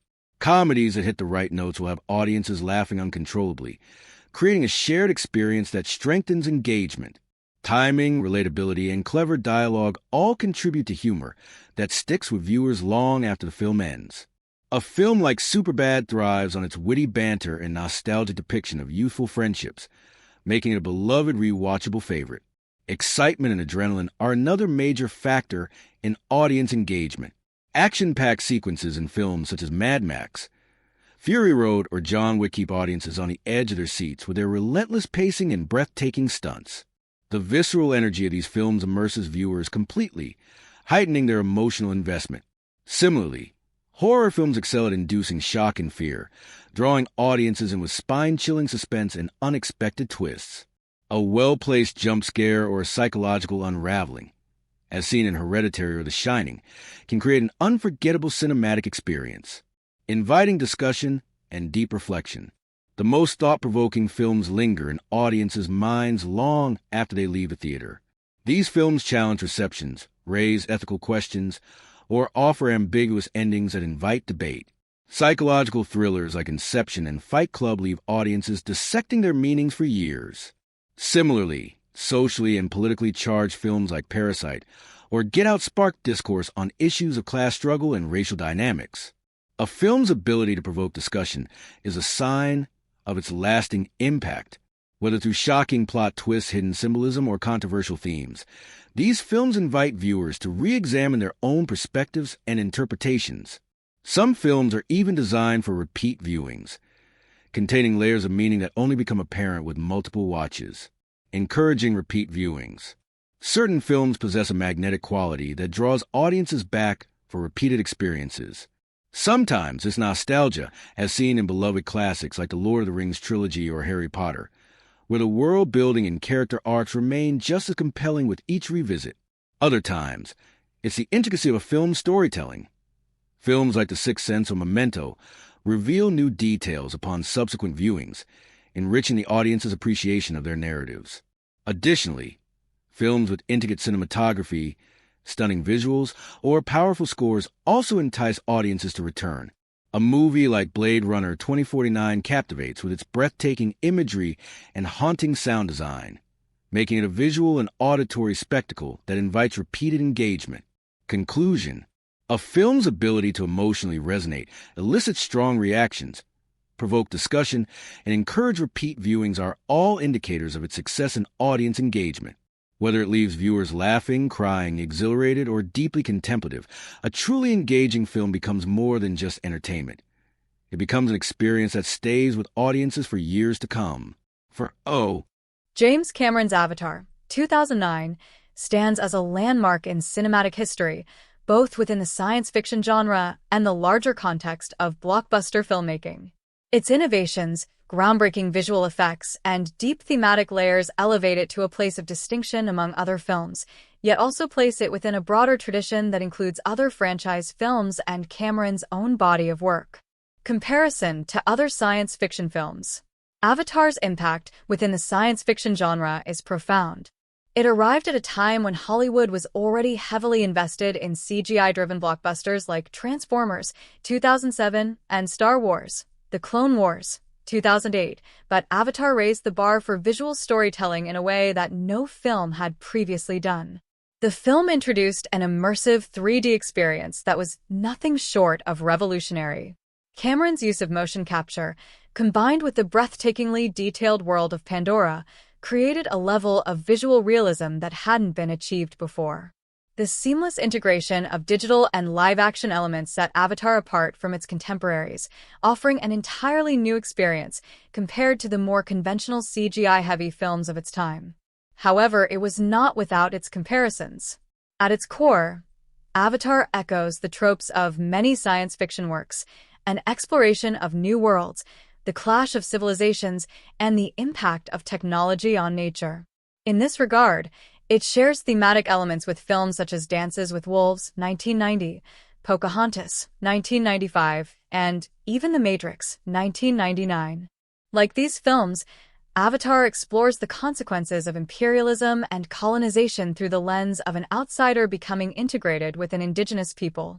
The Nausicaa, the film's central indigenous species, function as a vehicle for exploring environmentalism, corporate greed, and the impact of technology on nature, much like the characters in Dances with Wolves or The Last Samurai, 2003.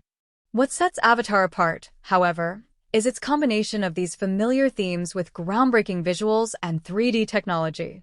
While its story might not be original, the execution, both technologically and emotionally, is a step forward, making it feel like a fresh take in a genre that often treads familiar ground. Comparison to other blockbusters and franchises. In the realm of blockbuster filmmaking, Avatar stands as a unique achievement. Its success was fueled by Cameron's masterful world-building and the ability to craft a spectacle that balanced visual awe with a coherent story. This puts it in direct contrast to other major franchises, such as Transformers and The Fast and the Furious, which prioritize action over character development or thematic depth. Films like Transformers, 2007, and its sequels were lauded for their visual effects but criticized for a lack of emotional depth or complex narrative structure. In comparison, Avatar offers a deeply immersive narrative where the world-building is as integral to the storytelling as the characters themselves. Cameron's attention to detail in crafting the ecosystems, cultures, and politics of Pandora added layers of nuance that other blockbuster films often lack. The success of Avatar also demonstrated the growing potential of 3D filmmaking in the context of blockbusters. Although 3D had been utilized in various films before, Avatar was the one that truly showcased how the format could be used to enhance the cinematic experience rather than simply being a gimmick. This move toward immersive cinema marked a shift in how Hollywood approached technology and storytelling, which would later be emulated by other films like Gravity, 2013, and Avatar: The Way of Water, 2022. Comparison to James Cameron's filmography. Looking at Avatar through the lens of James Cameron's broader career highlights both the familiar and the innovative in his filmmaking style. Cameron has always been a director known for blending cutting-edge technology with thrilling narratives, as evidenced in films like The Terminator, 1984, Aliens, 1986, and Titanic, 1997. What is striking about Avatar, however, is how Cameron combines his trademark action-driven storytelling with a far more environmental and philosophical focus. In many ways, Avatar is a thematic evolution of Cameron's earlier films. Where Aliens and The Terminator focus on the dangers of technology and the human struggle against machines, Avatar addresses the symbiosis between technology and nature. The film's central message, that technology must be used in harmony with the environment rather than exploiting it, stands in direct contrast to the depictions of technology as a threat in Cameron's previous works. Cameron also has a history of pushing the boundaries of cinematic technology, from the animatronics and practical effects in The Terminator to the use of digital effects in Titanic. With Avatar, he once again positioned himself as a technological innovator, working with a team to create the first full-performance capture 3D film. The visual effects were so advanced that Avatar became a cultural touchstone, influencing the way future films would approach 3D and digital filmmaking. However, Avatar also fits within Cameron's larger pattern of telling stories about individuals or groups who must face overwhelming odds.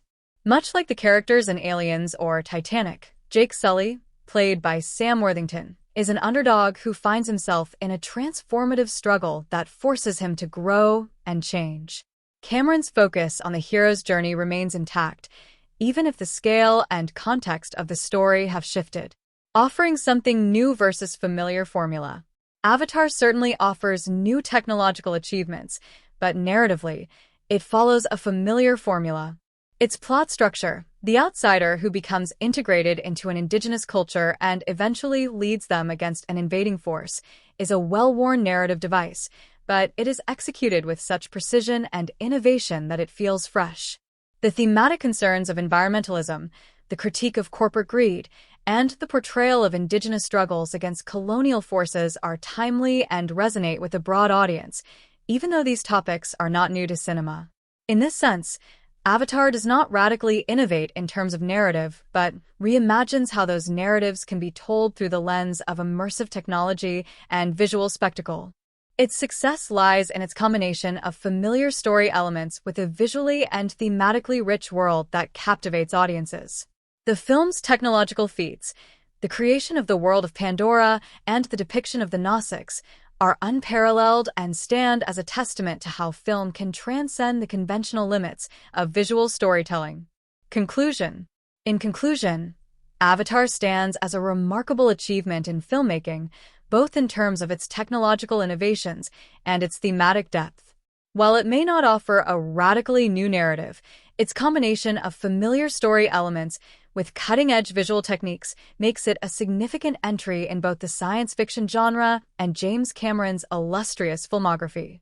By blending spectacle with substance, Avatar offers something rare, a blockbuster that resonates emotionally while pushing the boundaries of what is technically possible in cinema.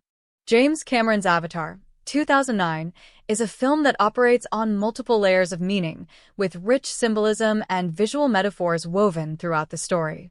These elements enhance the film's central themes of environmentalism, imperialism, and the interconnectedness of life, while also providing a deeper emotional resonance for the audience. The intricate use of symbolism and recurring motifs adds complexity to the narrative, encouraging viewers to engage not only with the plot but also with the deeper philosophical and cultural messages embedded within the film. The symbolism of Pandora and the Nausicaa. One of the most prominent symbols in Avatar is the planet Pandora itself, which acts as a living, breathing organism.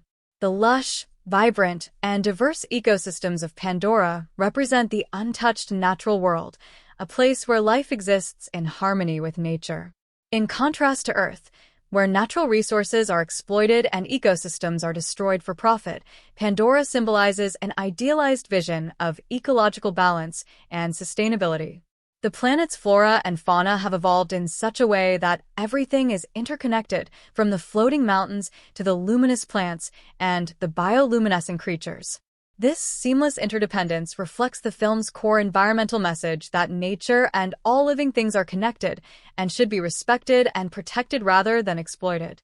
The Nausicaa, the indigenous humanoid species of Pandora, also serve as symbols of humanity's potential for harmony with nature.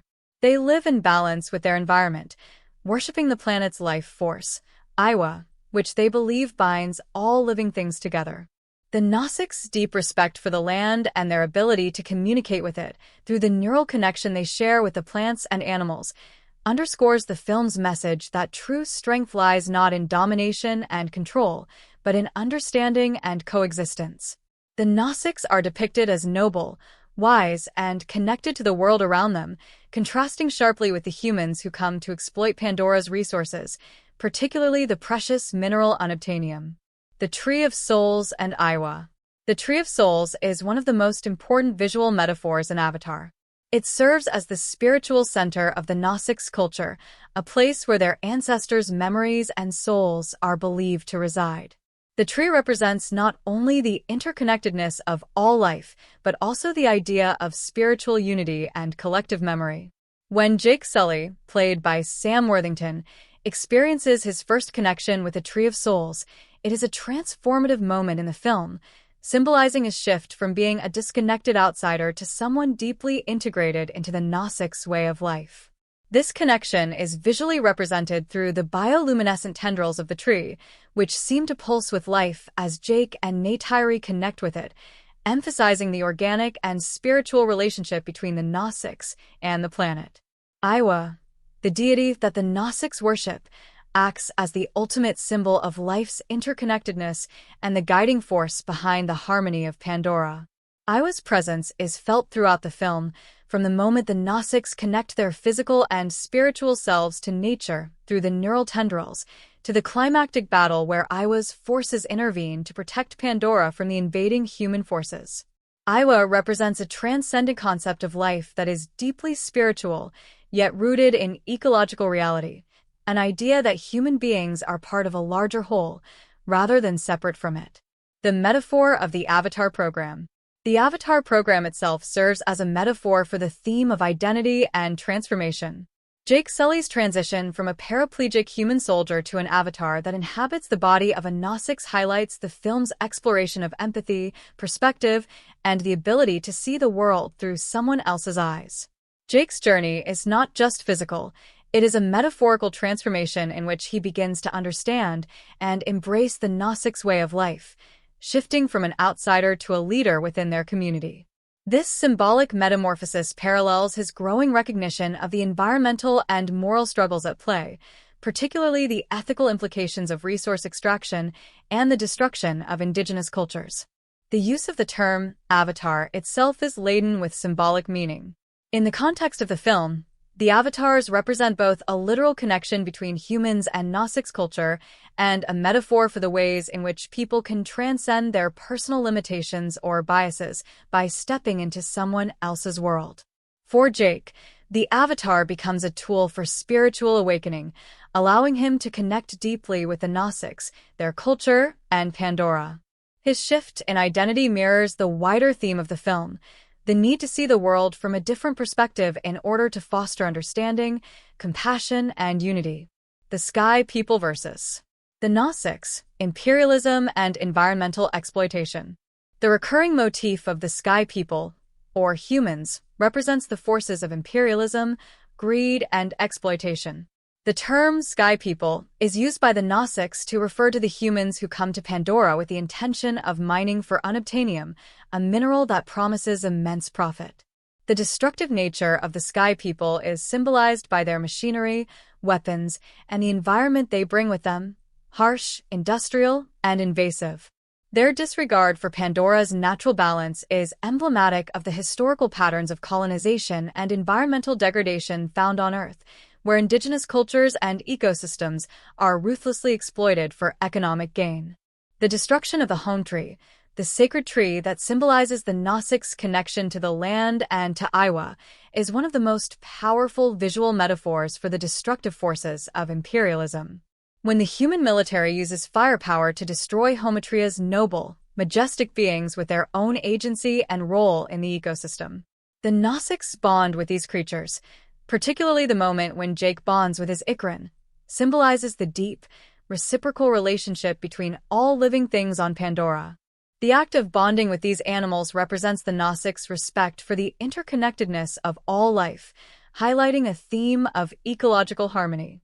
In contrast, the human forces approach the animals and environment of Pandora with an attitude of control and manipulation.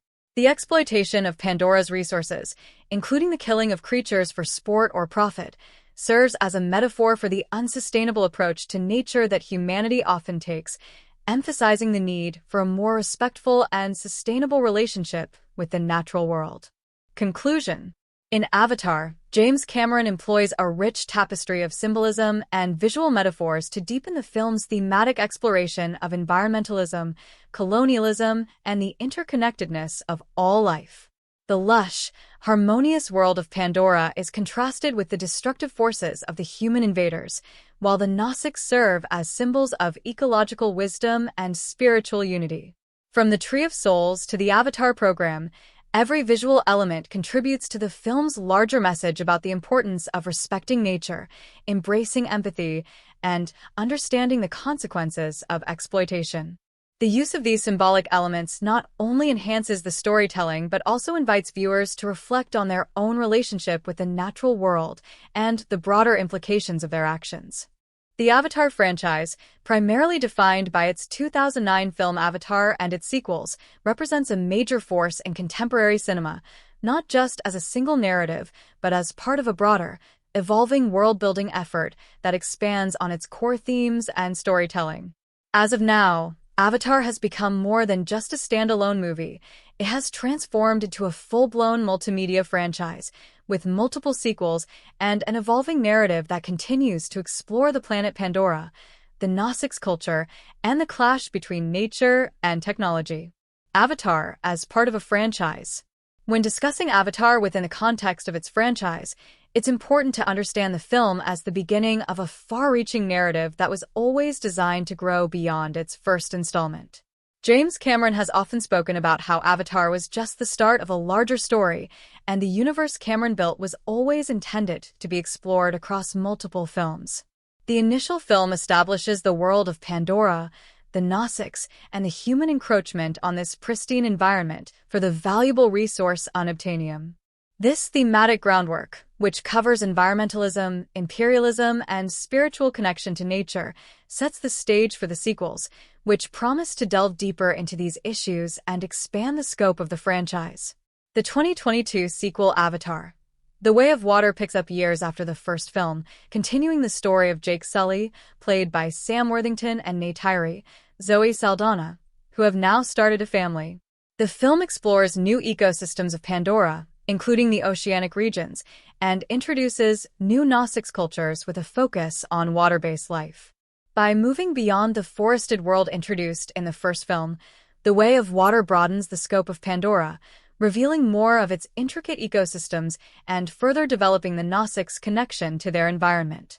In doing so, it creates new conflicts, particularly as it delves into the impact of human colonization and environmental exploitation on these untouched parts of the planet.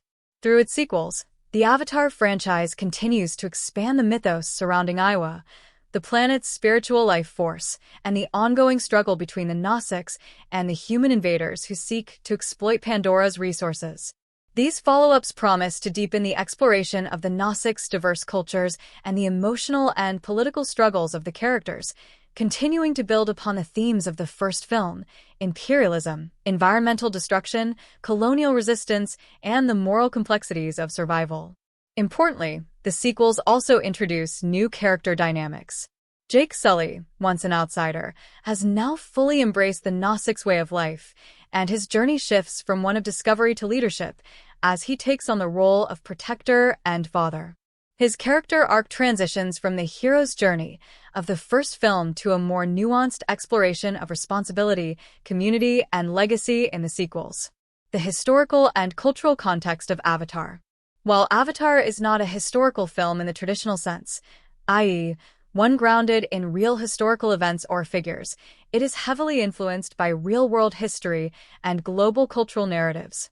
The film's portrayal of the human colonization of Pandora draws direct parallels to the history of imperialism, particularly the colonial exploitation of indigenous peoples and natural resources.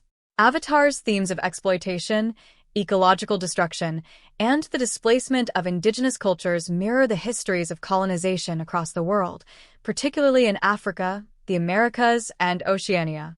The destruction of Hometree, the sacred center of Nasik's culture, is an allegory for the way colonial forces often sought to erase indigenous ways of life through the destruction of land and culture.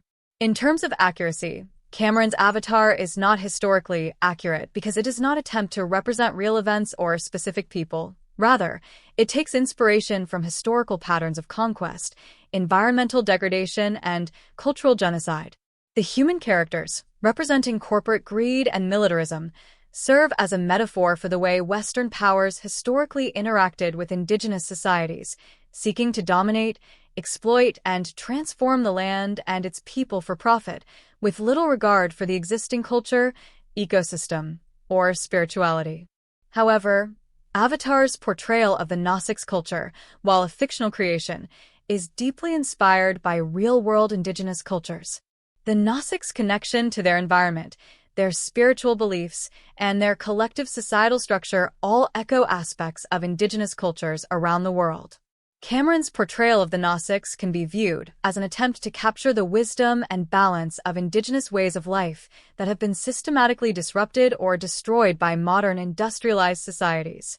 Their deep spiritual connection to the land and their rituals, including the symbolic bond between the Nasiks and the animals of Pandora, reflect the holistic worldview that many indigenous cultures hold, where all living things are interconnected and must be treated with respect. The film's themes also touch on modern environmentalism, with the exploitation of Pandora's resources mirroring the ongoing global challenges of deforestation, climate change, and the destruction of ecosystems for profit. The human desire to extract unobtainium from Pandora, regardless of the damage it causes, serves as a clear critique of how resource extraction is often done at the expense of the environment, drawing a direct line to the real-world consequences of industrialization and unregulated corporate greed. The symbolism of the Nasiks and human colonization. The overarching narrative of the Avatar franchise, particularly as it pertains to the depiction of colonization, is heavily steeped in metaphor.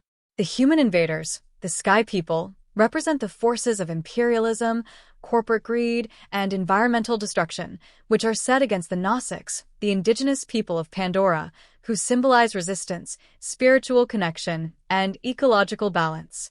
This central conflict is played out through the lens of Jake Sully, who transitions from being an outsider to a committed member of the Nasiks and an active participant in their fight for survival. His journey of awakening from a tool of imperialism to a champion of the Nasiks cause highlights the broader struggle of reconciling colonial histories and discovering empathy for indigenous cultures. The film also touches on themes of survival and adaptation, with the Nasiks being portrayed not as passive victims, but as res experience that reflects a deep respect for nature, echoing the environmental themes that are central to the narrative. Conclusion. The Avatar franchise, as part of a larger narrative, continues to build on the themes and world introduced in the first film, expanding the scope of Pandora and its inhabitants while maintaining a consistent message of ecological balance, resistance against imperialism, and the interconnectedness of life.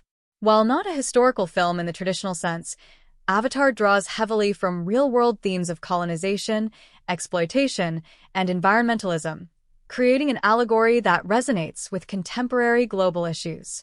Through its immersive world-building, cultural references, and metaphors, Avatar offers a fictional yet deeply relevant commentary on the need for empathy, sustainability, and respect for indigenous cultures and the natural world. James Cameron's Avatar, 2009, stands as one of the most financially successful films of all time, both in terms of its box office earnings and its production budget. The film's budget and production quality are intricately tied, and its financial success is not just a result of a compelling story, but of the way the film was marketed, the groundbreaking technology it employed, and the audience reception it received upon release. Budget and production quality. Avatar had a production budget that was estimated to be between $237 million and $310 million, with some reports suggesting the total cost, including marketing, might have reached around $500 million. At the time, this was a colossal investment, and it placed enormous pressure on the film to not only meet but exceed expectations. This was particularly true given the state of the film industry at the time, with CGI-driven blockbusters and 3D technology still being in their infancy. The film's high budget is reflective of the level of innovation and risk that Cameron and his team undertook to bring the world of Pandora to life. The film's groundbreaking visual effects, the use of motion capture, and the pioneering integration of 3D technology all contributed to the high production costs. Avatar was not just another sci-fi blockbuster. It was a technological marvel, pushing the boundaries of filmmaking and requiring a massive investment in both resources and time. The movie also required extensive world-building, with a detailed digital rendering of Pandora and its ecosystems, the Nausica's intricate culture, and the unique bioluminescent environment. The technology used for motion capture, particularly the development of new rigs to bring the Nausics to life with unprecedented realism, was a major component of the film's cost. Cameron's commitment to creating a fully immersive 3D world, which demanded significant resources for both pre-production and post-production, also accounted for much of the budget. Box office performance. Avatar was a financial juggernaut. Despite its enormous production budget, the film was an unparalleled success at the global box office, ultimately grossing $2.923 billion worldwide. This made Avatar the highest-grossing film of all time, surpassing Titanic, 1997, another Cameron-directed film, in 2010. It held this position for nearly a decade before being surpassed by Avengers Endgame, 2019, although Avatar regained its title in 2021 after a re-release in China. The sheer scale of Avatar's box office earnings is a testament to its broad global appeal, from its compelling story to its cutting-edge visual effects and immersive 3D experience. The film's performance was nothing short of a financial triumph, and it became a cultural touchstone in the years following its release. Marketing and audience reception. The success of Avatar at the box office can also be attributed to its innovative marketing campaign and the extraordinary reception from audiences worldwide. Marketing strategy. The marketing of Avatar was a carefully orchestrated effort, with the film's emphasis on its groundbreaking visual effects and 3D technology. Early teasers and trailers highlighted the immersive experience that audiences could expect, particularly in IMAX 3D theaters, which contributed significantly to the film's success. The marketing capitalized on the sense of wonder and adventure, presenting Avatar as a truly transformative cinematic experience that could only be fully appreciated in theaters, especially in 3D. The film was marketed as a visual spectacle unlike anything seen before, with an emphasis on the stunning world of Pandora. James Cameron's involvement in the marketing campaign was also key.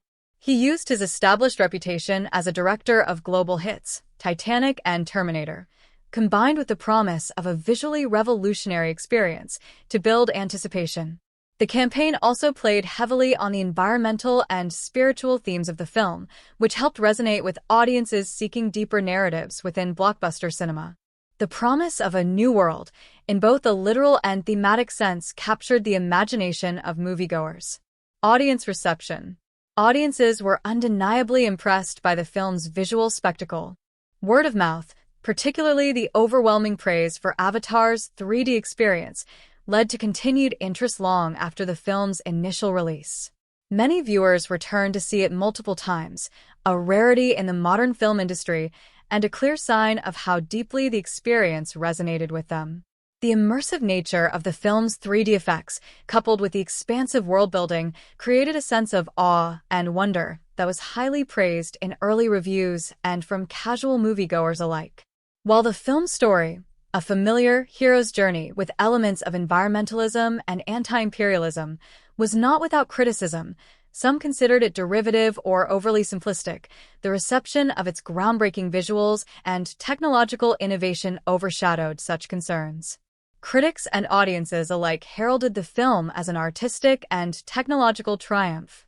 This reception contributed to Avatar's long-term success, with the film maintaining strong box office numbers well after its initial release. Longevity and cultural impact. The success of Avatar didn't end with its theatrical run. The film's cultural impact continued as it drove new interest in 3D filmmaking. Studios began to reconsider their approach to 3D technology after Avatar demonstrated that it could be used not just as a gimmick, but as an integral part of the storytelling process. The film's achievements in visual effects and world-building paved the way for future 3D films, and its success is often credited with spurring a wave of 3D releases across Hollywood. The film's impact on pop culture also lasted well beyond its release. The world of Pandora and its inhabitants, the Nausicaa, became widely recognizable, and Avatar influenced video games, theme park attractions, and even academic discourse on the themes of environmentalism and colonialism. This extended engagement with the material, beyond the film itself, helped maintain its box office success in the long run. Was it a financial success? Absolutely. Despite its colossal production budget, Avatar was a massive financial success. The film not only recouped its budget but went on to become the highest-grossing film of success, but a cultural milestone, with the film becoming a symbol of what modern filmmaking could achieve in terms of both technology and storytelling. The success was further compounded by its achievements at the Academy Awards, where it received several nominations, including Best Picture and Best Director. While it did not win Best Picture, its recognition at the Oscars bolstered its reputation and further cemented its place in cinematic history. Conclusion: Avatar's budget and box office performance are a perfect case study in how a high-risk, high-reward investment in technology and marketing can lead to massive financial success. The film's enormous production costs were justified not only by its unprecedented visual effects and the groundbreaking use of 3D technology, but also by its ability to captivate audiences worldwide.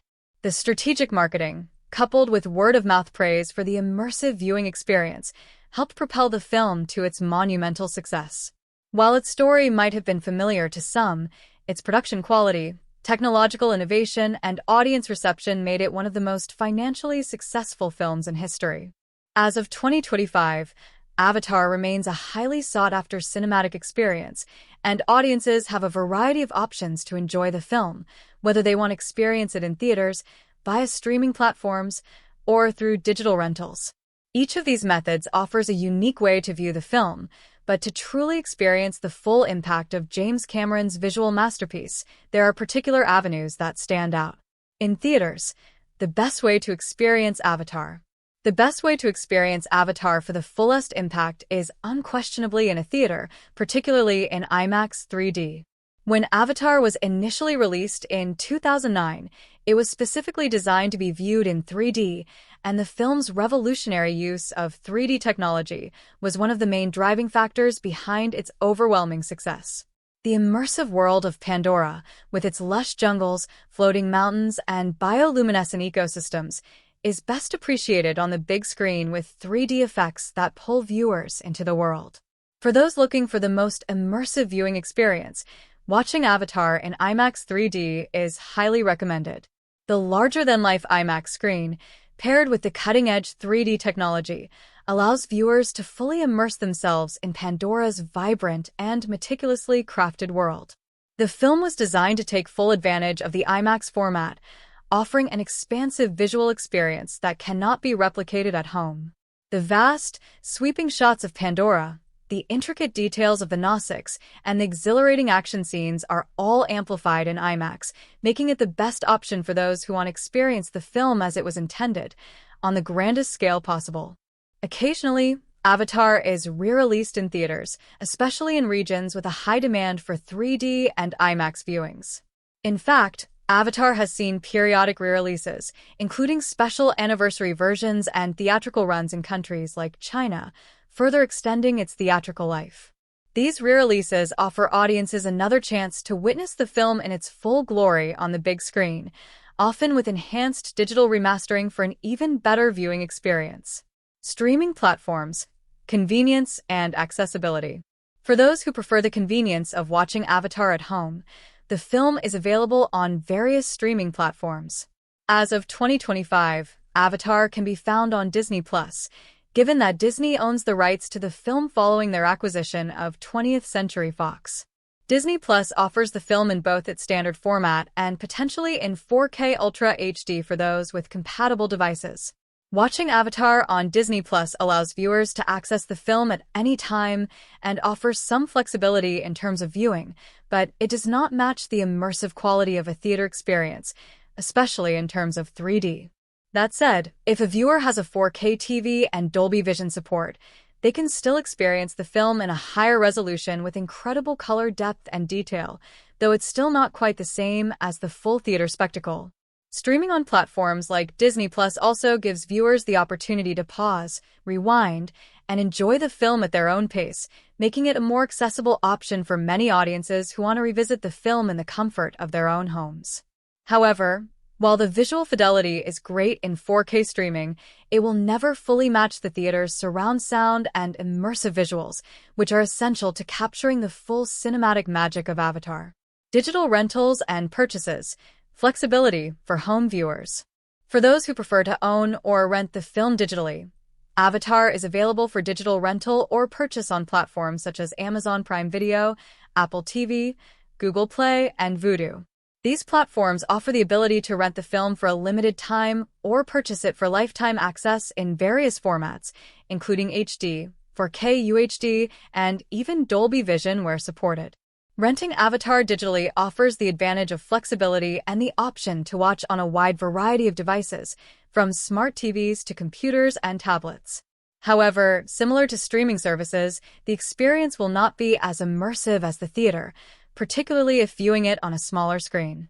While the picture and sound quality are certainly high, especially for those opting for 4K UHD versions, the absence of 3D effects and the more limited scope of a home theater setup will somewhat diminish the film's awe-inspiring qualities. At-home 3D viewing, a rare but immersive option. For some viewers, the appeal of watching Avatar in 3D at home may still exist, especially for those who have invested in 3D capable televisions and active 3D glasses. While 3D TVs have largely faded from the market, there are still options available for home viewers who want the closest possible experience to a cinema showing. For this experience, viewers would need to rent or purchase Avatar in 3D format from services like Amazon or Apple TV, if available, and then use their 3D setup at home. Though not as grand as a full IMAX experience, watching Avatar in 3D at home with a high-quality 3D television and sound system can still provide a deeply immersive viewing experience. It will likely offer a better visual impact than simply watching the standard 2D version of the film, making it a decent middle ground for those who wish to experience the film in 3D but don't have access to a theater. Physical media, Blu-ray and 4K Ultra HD. For collectors and home theater enthusiasts, Avatar is available for purchase in Blu-ray and 4K Ultra HD Blu-ray formats. These physical media versions offer the best picture and sound quality available for home viewing, especially for those who have invested in a high-quality 4K home theater system with surround sound. The 4K Ultra HD Blu-ray version of Avatar features HDR, high dynamic range, and Dolby Vision support, providing a much-enhanced viewing experience compared to regular HD versions. The colors pop more vividly, and the contrast between the film's lush, vibrant landscapes and darker action scenes is more pronounced. Additionally, the sound is upgraded with Dolby Atmos, which offers immersive, multidimensional audio that mimics the surround sound experience of a theater. While not as grand as an IMAX theater, this option comes very close in terms of home viewing, especially for viewers with a dedicated home theater setup. Conclusion: the best way to watch Avatar. To truly experience Avatar in all its glory, the best way to watch it is in a theater, particularly in IMAX 3D. The visual and auditory spectacle of the film is designed to be enjoyed on the biggest screen with the most advanced sound and 3D technology, making the theater the optimal viewing experience. For those who cannot make it to a theater, Disney Plus streaming or digital rentals in 4K UHD are the next best options, as they offer high-quality visuals at home. However, the immersive nature of the film's visuals and sound is best appreciated in a cinema environment. Ultimately, Avatar is a film that was crafted with the theater in mind, and its full impact is most effectively experienced when viewed in the immersive, high-definition world of a cinema. But for those who prefer home viewing, Blu-ray or 4K Ultra HD offers the next best way to experience Cameron's masterpiece, especially with enhanced picture and sound quality. The Avatar franchise, created by director James Cameron, is a groundbreaking series that is set in the lush, immersive world of Pandora. The first film, Avatar, 2009, introduced audiences to this world, with its stunning visual effects and exploration of themes like colonialism, environmentalism, and the impact of human greed on indigenous cultures. The movie was revolutionary, not only in terms of its technological achievements, particularly in 3D filmmaking and motion capture, but also in its ability to create a fully realized and captivating world, making it a defining moment in modern cinematic history. Contribution to the overarching narrative. The Avatar franchise is designed to be a multi-film series, with James Cameron envisioning several sequels that will further explore the world of Pandora, its inhabitants, and the ongoing struggle between the human colonizers and the indigenous Nausicaa people. As of now, the series includes Avatar, 2009, and the sequel Avatar, The Way of Water, 2022, with several additional sequels planned for the future. In terms of its contribution to the overarching narrative, Avatar, 2009 sets the stage for the entire saga by introducing the central conflict, the exploitation of Pandora's natural resources, particularly the valuable mineral unobtainium, and the impact this has on the native Nausicaa people. The protagonist, Jake Sully, initially arrives on Pandora as part of a human exploitation effort, but ultimately becomes an ally to the Nausicaa after experiencing their way of life and understanding the destructive consequences of human actions. The sequel, Avatar, The Way of Water, takes the story forward by focusing on Jake Sully's new life with the Nausicaa, as well as the broader ramifications of their fight against the human corporations seeking to take over Pandora. The subsequent films are expected to explore different ecosystems of Pandora, bringing in new tribes, characters, and conflicts, while also expanding the narrative to include more on the characters' journeys and the fight for Pandora's survival. Themes and contributions to the narrative. At the heart of the Avatar franchise is a deep commentary on the relationship between humans and the environment. The films explore themes of colonization, environmental destruction, and the clash between technological advancement and the preservation of indigenous cultures. As the series progresses, these themes are expected to evolve, with the fight for Pandora becoming more desperate as the human forces persist in their attempts to dominate the planet. The series also delves into personal transformation. Jake Sully's evolution from a corporate mercenary to a hero of the Nausicaa people is central to the first film. As the sequels unfold, his and other characters' growth will continue to play a pivotal role, showing the ongoing tension between humanity's need for resources and the Nausicaa's desire to protect their sacred land. Historical context. The real-world inspirations. While Avatar is not directly based on real historical events, its themes are deeply rooted in real-world history and contemporary issues. The film draws heavy inspiration from historical instances of colonization, particularly the European colonization of the Americas, where indigenous populations were displaced, exploited, and in many cases, decimated by the arrival of foreign powers. The portrayal of the Nausicaa people's struggle against human invaders mirrors the challenges faced by indigenous populations around the world, who have fought to preserve their cultures, land, and way of life in the face of exploitation. In addition, the film's environmental themes are increasingly relevant in the context of the modern world. The exploitation of natural resources, deforestation, and the destruction of ecosystems for profit are global issues that have sparked widespread debates about sustainability, climate change, and the importance of conservation. The human greed depicted in Avatar reflects ongoing struggles over natural resources in the real world, whether it's deforestation in the Amazon or the mining of precious minerals in places like Africa. The depiction of the Nausicaa people's symbiotic relationship with their environment also draws from real-world indigenous practices, many of which emphasize a deep, respectful connection to nature and the land. This contrasts sharply with a human character's mechanized, exploitative approach to resource extraction, highlighting the film's message about the importance of balance and respect for the natural world. The accuracy and immersion of the world. In terms of accuracy, Avatar is not a historical film in the traditional sense. It doesn't aim to recreate specific historical events or portray a particular time period in human history.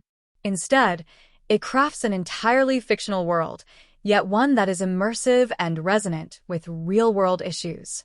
The accuracy of the film lies in its depiction of how human actions can devastate an ecosystem and its inhabitants, which parallels the real-world consequences of exploitation and colonization.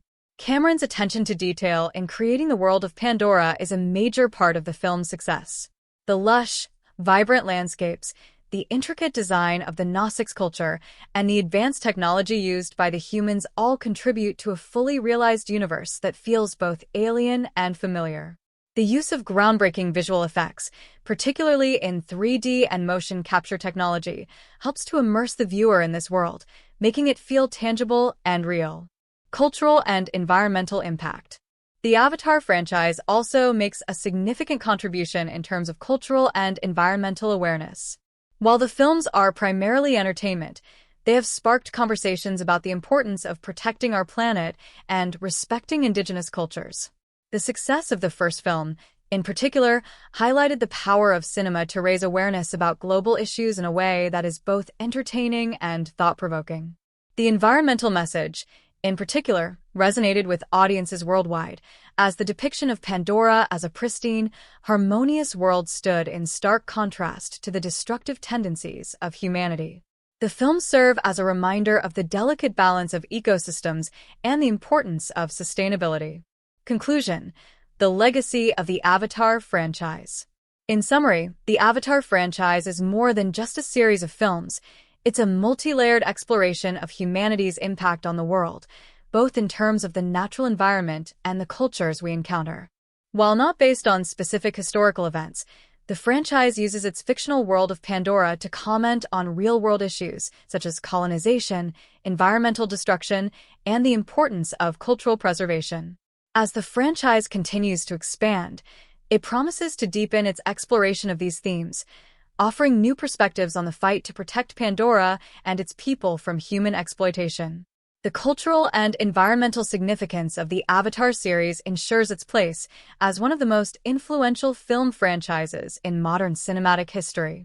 When it comes to experiencing Avatar 2009, audiences have multiple options to enjoy the film, whether in theaters, on streaming platforms, or through digital rental. However, the best way to watch this cinematic masterpiece, especially given its groundbreaking visual effects, depends largely on the format and environment in which the film is presented. Below is a detailed guide on where and how audiences can watch Avatar and how each option impacts the viewing experience. 1. Theatrical releases, the ultimate visual experience. For the fullest impact, watching Avatar in theaters, particularly in IMAX 3D or a premium 3D format, remains the most immersive and visually stunning way to experience the film. When Avatar was first released in 2009, it redefined what cinema could do in terms of visual spectacle, with James Cameron pioneering a new level of 3D technology and motion capture techniques. The film's breathtaking visuals, especially the lush landscapes of Pandora and the fluid movements of the Gnostics, are best experienced in the grand, larger-than-life setting of a theater. The IMAX and 3D formats offer enhanced depth, color vibrancy, and an overall sense of immersion that cannot be replicated in a home viewing environment. Given that Avatar was a cultural event upon its release, and that James Cameron has stated that the 3D experience was central to the film's creative vision, the theatrical experience is widely considered the best way to enjoy Avatar. It also provides the opportunity to watch the film in its original format, with the precision of sound, special effects, and visual details crafted to be seen on a large screen. 2. Streaming platforms, convenient and accessible. For those who prefer the convenience of watching at home, Avatar is available for streaming on a variety of platforms, including Disney+. As part of the Disney acquisition of 20th Century Fox, Avatar is available to stream on Disney's streaming service, Disney+. This platform offers a great way to watch the film in high definition, HD, or 4K resolution, depending on the device you're using. Disney Plus also allows audiences to enjoy the film on various devices, from smart TVs to mobile phones, making it a versatile option for home viewing. Amazon Prime Video. In addition to Disney+, Avatar can also be rented or purchased for digital streaming on Amazon Prime Video. Viewers can choose to rent it for a limited time or buy it for permanent access. Although it's not available for free on the platform with a subscription, this is another easy way to enjoy the film digitally. Apple TV and Google Play. Avatar can be rented or purchased through various digital rental services such as Apple TV, Google Play, and others. This provides another flexible option for viewers to access the movie from home, where they can watch it on their own schedule. Like Amazon Prime, these platforms offer HD and 4K versions for purchase, ensuring a high-quality experience. However, while streaming services offer convenience, they cannot match the immersive experience of theaters, particularly for Avatar's 3D and IMAX formats. The viewing experience on a TV or personal device, while still visually impressive, is somewhat limited by the display size, sound quality, and absence of the 3D effect. 3. Digital rental. Flexible viewing options. For audiences who prefer the flexibility of watching Avatar without a long-term commitment to a streaming subscription, digital rental is an excellent option. As mentioned earlier, platforms like Amazon Prime Video, Apple TV, and Google Play offer Avatar for rental. This allows viewers to rent the movie for a specific period, usually 48 hours, at a relatively low cost. Renting the film is an affordable option for those who want to enjoy Avatar at home without paying for an ongoing subscription service. However, similar to streaming, this option is best enjoyed in HD or 4K if the viewer has access to a compatible device. Since this rental typically doesn't offer a 3D option, it's not the best choice for those looking for the most immersive experience. For 4K UHD Blu-ray, premium home viewing. For movie enthusiasts who want to experience Avatar with the highest possible visual quality at home, the 4K Ultra HD Blu-ray version is a fantastic option. This version of the film offers stunning resolution, with HDR, high dynamic range, and Dolby Vision to enhance the film's visual appeal, making the colors more vibrant and the images sharper and more detailed. While the 3D experience is not available on the 4K Blu-ray, the 4K version of Avatar provides a premium home viewing experience for those with a high-end home theater system. With this format, the visual detail and scale of Pandora come to life on a large screen, offering a closer experience to what audiences would have encountered in theaters. 5. Re-releases in theaters, a chance to experience it again. In addition to the original release, Avatar has been re-released in theaters a few times, most notably in 2022 for its 13th anniversary, with a remastered 4K version. These re-releases have given fans a chance to revisit the film on the big screen, in IMAX or 3D, with improved resolution and sound quality. Given that the film is often shown in a limited run during these re-releases, moviegoers can once again experience the stunning visuals in the format that is still considered the best way to watch it. These re-releases also serve as a reminder of Avatar's cultural impact, rekindling interest in the film as James Cameron prepares for upcoming sequels. The theater experience, particularly with the improvements made to the remastered versions, ensures that fans can experience Avatar as it was meant to be seen, on the largest screen with the most immersive technology available. The best way to watch Avatar for the fullest impact. To fully appreciate Avatar's visual brilliance and groundbreaking technological achievements, watching the film in a theater, especially in IMAX 3D, is undoubtedly the best option. The combination of cutting-edge 3D effects, large-format IMAX screens, and superior sound quality creates an immersive cinematic experience that is difficult to replicate at home. This experience brings Pandora to life in a way that engages all of the senses, making the film's lush landscapes, flying scenes, and action sequences feel more vibrant and breathtaking than ever before. However, for those who cannot make it to a theater, watching Avatar on Disney Plus in 4K or on a 4K UHD Blu-ray is the next best option, especially if the viewer has access to a high-quality home theater system. While streaming services offer flexibility and accessibility, a home theater setup with 4K capabilities allows viewers to enjoy the film's stunning visuals and immersive sound in greater detail than standard HD formats. Conclusion. In summary, Avatar can be enjoyed in several ways. but for the fullest impact, the theatrical experience, particularly in IMAX 3D, is the ultimate choice. The film was designed to be experienced on the big screen, and its groundbreaking visual effects were made for a larger-than-life cinematic setting.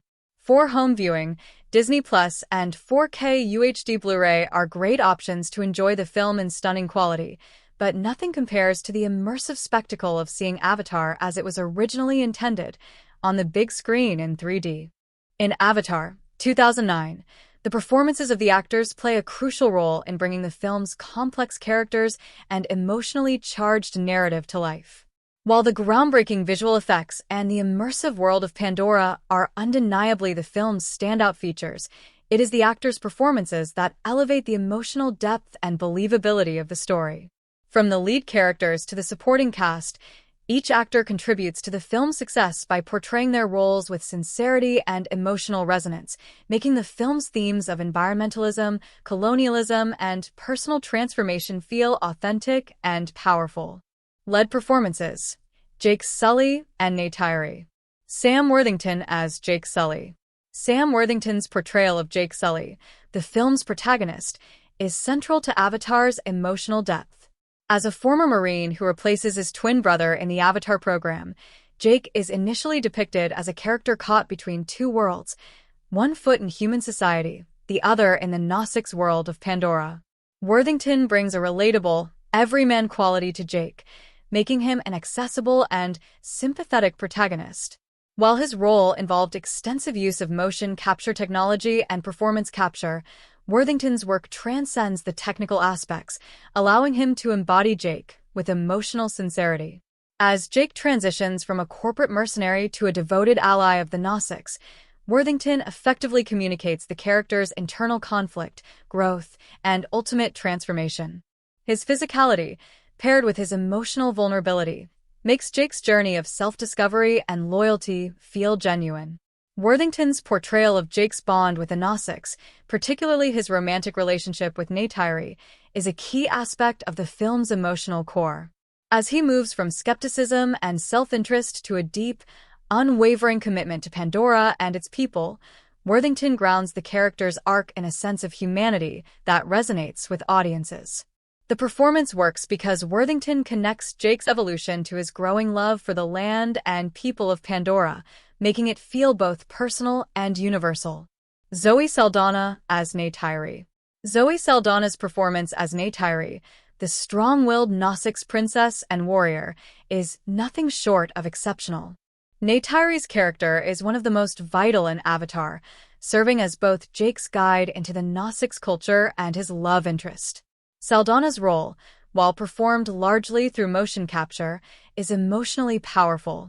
Her ability to convey complex emotions through her expressions, body language, and vocal delivery is remarkable, especially considering that her character is entirely computer-generated in terms of appearance. Saldana's Neytiri is a fierce protector of her people, but also a deeply compassionate individual who grapples with the complex relationship between her tribe and the human invaders. The vulnerability that Saldana injects into Neytiri makes the character more than just a warrior. She is someone who is torn between her love for Jake and her fierce loyalty to her people. This inner conflict adds a layer of complexity to Neytiri's character, making her not only a strong and heroic figure, but a deeply emotional one as well. Saldana's performance, combined with the character's rich design, elevates Neytiri into one of the most memorable female leads in science fiction. Together, the performances of Sam Worthington and Zoe Saldana form the emotional heart of Avatar. Their chemistry, both on screen and in their characters' relationship, is one of the film's standout features. The love story between Jake and Neytiri, while drawing from familiar tropes of forbidden romance, feels fresh and compelling because of the genuine emotion that both actors infuse into their roles. Supporting performances, enhancing the story's emotional and moral layers. While the film's leads carry much of the emotional weight, the supporting cast plays an equally important role in enhancing the story's depth and broadening the thematic range of the film. Sigourney Weaver as Dr. Grace Augustine. Sigourney Weaver's portrayal of Dr. Grace Augustine, the head of the Avatar program, is one of the standout performances in Avatar. As a scientist who has a deep respect for the Gnostics and their way of life, Dr. Augustine serves as a moral compass in the story, pushing back against the corporate interests that seek to exploit Pandora's resources. Weaver, known for her commanding presence and nuanced performances, brings warmth and intelligence to the role, making Dr. Augustine a strong yet compassionate figure. Weaver's performance allows the character to evolve from a staunch defender of the Gnostics to someone who sacrifices everything for Pandora's survival. Her on-screen chemistry with both Worthington and Saldana enhances the emotional stakes of the story, and her final moments in the film are poignant and impactful. Dr. Augustine's dedication to the preservation of Pandora and her emotional investment in the Gnostics culture contribute to the film's exploration of environmentalism, making her an essential and compelling part of the narrative. Stephen Lang as Colonel Miles Quaritch. Stephen Lang's performance as Colonel Miles Quaritch, the film's primary antagonist, is equally memorable. Lang imbues Quaritch with a sense of machismo, aggression, and ruthless determination, creating a villain that is both menacing and one-dimensional in his desire to secure Pandora's resources for profit. Quaritch serves as the embodiment of the destructive, militaristic attitude of humanity toward the natural world, and Lang's intense, no-nonsense portrayal heightens the tension between the human and Gnostics factions. Though Quaritch's character is driven by personal ambition and greed, Lang's performance brings a certain charisma to the role, making him a memorable antagonist. The character's lack of empathy and his disdain for the Gnostics contrast sharply with the empathy shown by the protagonists, highlighting the moral dichotomy of the film. Giovanni Ribisi as Parker Selfridge. Giovanni Ribisi's portrayal of Parker Selfridge, the corporate administrator overseeing the human operation on Pandora, adds another layer of moral complexity to the film. While not as physically imposing as Quaritch, Ribisi Selfridge is an equally important antagonist, representing the corporate greed and exploitation that underpins the conflict. Ribisi brings a cold, calculating quality to the character, making him a subtle yet effective foil to the more overt villainy of Quaritch. Selfridge preserving the Gnostics' way of life. Wes Studia's Itukin, the Gnostics clan leader and Neytiri's father, also delivers a strong performance, adding a layer of authority and tradition to the Gnostics' leadership. Conclusion: a cast that elevates the film's emotional and thematic depth. In conclusion, the performances in Avatar are integral to its success and emotional resonance. While the film is visually stunning, it is the actors' portrayals of their characters, especially the leads Sam Worthington and Zoe Saldana, that ground the story in real human emotions, making the world of Pandora feel both fantastical and deeply relatable. The supporting cast, from Sigourney Weaver's maternal scientist to Stephen Lang's menacing villain, further adds complexity and moral depth to the narrative. Each actor brings something vital to the table, enriching Avatar's exploration of love, loss, loyalty, and the destructive consequences of greed, making it an emotionally impactful and immersive cinematic experience.